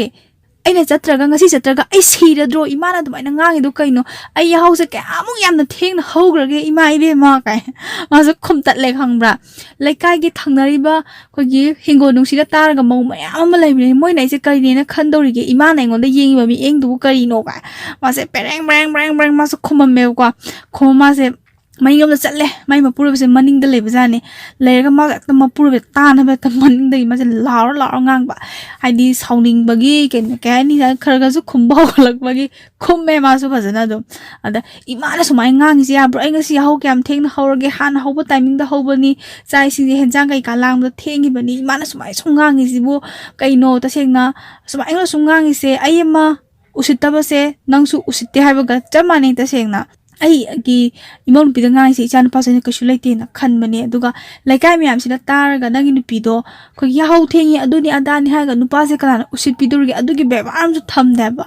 ꯆꯨꯝꯃꯤꯀꯣ ꯍꯧꯖꯤꯛꯀꯤ ꯅꯨꯄꯤꯅ ꯍꯥꯏꯔꯤꯕ ꯋꯥꯍꯩꯁꯦ ꯃꯥꯕꯨ ꯃꯧ ꯑꯃ ꯐꯠꯇ꯭ꯔꯦ ꯍꯥꯏꯁꯦ ꯃꯥꯒꯤ ꯅꯨꯄꯥꯗꯣ ꯃꯇꯤꯛ ꯆꯥꯗ꯭ꯔꯦ ꯍꯥꯏꯕꯅꯦꯕ ꯃꯥꯒꯤ ꯅꯨꯄꯤꯁꯦ ꯋꯥꯔꯛꯄ ꯉꯝꯗ꯭ꯔꯦ ꯍꯥꯏꯕꯅꯦꯕ ꯇꯁꯦꯡꯅ ꯑꯗꯨꯒꯤ ꯋꯥꯈꯜꯂꯣꯟꯗꯣ ꯃꯅꯦꯝꯄꯣꯛꯁꯦ ꯃꯥꯁꯦ ꯎꯕ ꯉꯝꯗꯦ ꯃꯥꯗꯤ ꯃꯥꯒꯤ ꯀꯣꯛꯇꯣ ꯀꯩꯅꯣ ꯈꯔ ꯀꯔꯤ ꯄꯣꯠꯌꯥꯟ ꯍꯥꯟꯕ꯭ꯔꯥ ꯀꯩꯅꯣ ꯑꯗꯨꯅ ꯑꯗꯨ ꯈꯟꯕ ꯉꯝꯗꯕꯅꯤ나 ꯍꯧꯖꯤꯛꯀꯤ ꯅꯨꯄꯤꯁꯤꯃ ꯑꯉꯥꯡ ꯑꯣꯏꯔꯁꯨ ꯑꯗꯨꯃꯛ ꯈꯔ usan bako chamba yum ama pala bina mau mayam ma leminar puna singba henga leidana da singba henga ma khangba ma pura bista hai ngange ko ngam degi masana pasa zum hai ima nangbu tumai ngang na nu ngai te ngai te ju khadna re ka intong nei jibo ima tha sai da na hai re masana pa ju khra hai ko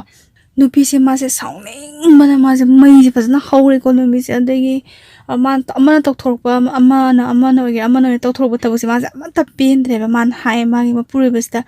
hayeng di ko ai ipam da chatkani ipam da chatlaga ipam da ingna chingna leiroge khangbra hayeng di ne nangi office atpagi chak tu sune na thanda thongera chagera char noi thoko chakro aina ngasi phauda yum sida leirakpa sida kanamta da khangkalaga yain khai ju ai ji kira ga su lakpane du soidana bu su hotna bane noi myamna su adok yamna su usittaba thabakni na haubadaina loya phaubu su mateng su tawre aina angam banga su tawraga fazana su ngangbi de fazana su pijaningde ahawam su pijaningde faza wahem su haibi de duga ta senga noidi na chajing ni na noidi nungai lei inem ikuna haiba pakholage thabak oige noi tawninga tawi tawnindraga to e adu noi su haiying sima di ayama leitab do kemu yamna hoge do khango cinema haisima pure besta ko haire ma se leire do hek nongan baga ma se keno dore ko brush tawra ma se iruja mai thajar ga ma se massage dress session bire ko dress session bire ma se thoe ma pure haire ma emu mi da chaluge kholuge ipam dan hai pai tai mana pa chaluge hai mi se ipam da pra khaina re khotne khai sauna baina te ma di ai ning kha tam ni ipam dam tal chacharuge ma pam su a chama phangdrab jani da ma ding sai da imungi kupnom do dom honor lebagi chat ke habu su phangdaba thabaka chinba kai ba su chat tre numi se ma sar puklo hawla ma se chale ko as wakhal je ta pra sarga se khotna lama phangoi tap tawe to wakhal se am shanti oibudo aina hangai phunjallaga waraga ta omaga thamamba se ma se aina sorga se aina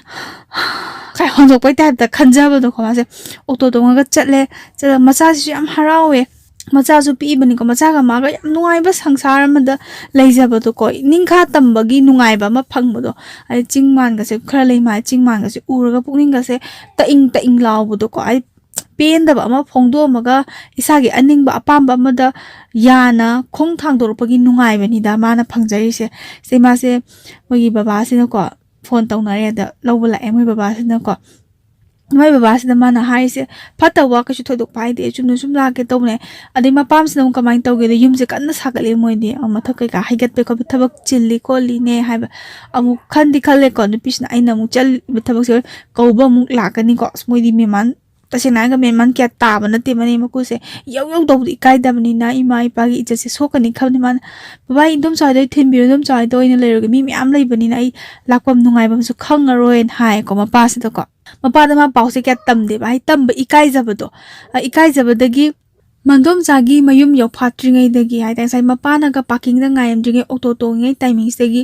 ma pu roi bana phone se tor aba ja ni da de phone se tor aga sai salak pai tai mo na saujalak ba ko khalo kaina na pam yo jing de khalo moi wa khan da na sar ga chak khra boi wa khan da imung si ki mina pulak pu gra ba ni sar khola ngangak pas ma sauning nge ko ma pen dre ma ma pura bes nu mi se ma chin khum me ai ngarang na ngon da hair ma bu du di ai ipam da se kani ipam da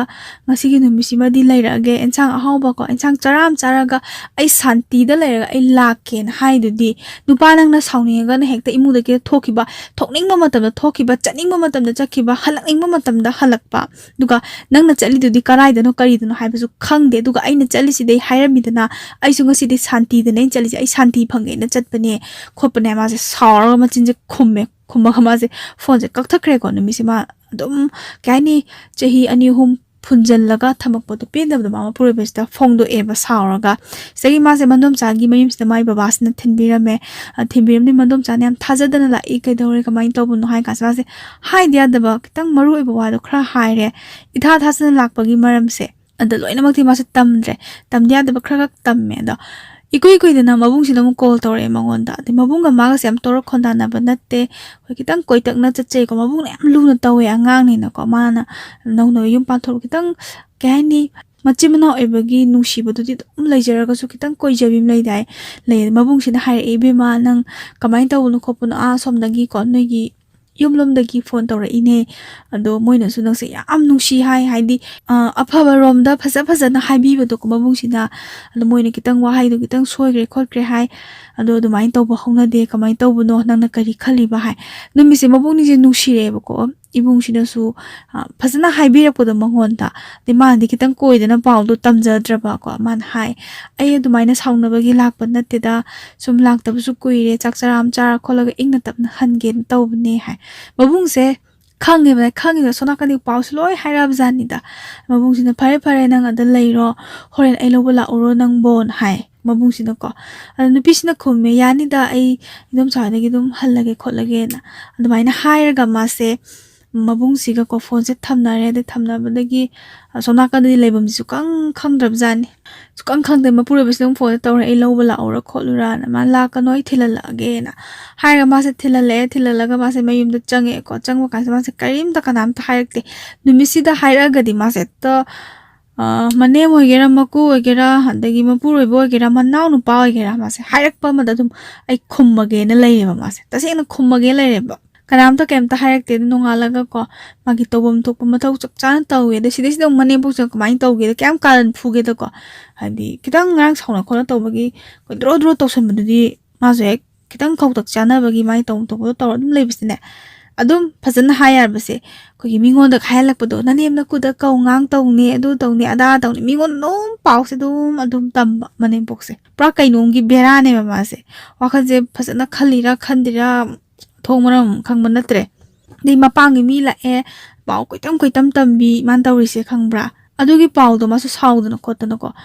tasing na ai ipam long gi mi la ga khoi ani gi phajada ba paw do tam ga no hai ba adu tam ga no khok no na pi ne su ma se matung da dum hai ko mane pok se dumai tam ba hon de khote adu matung da gi di tamak te hadi ma noi na mane pok se dum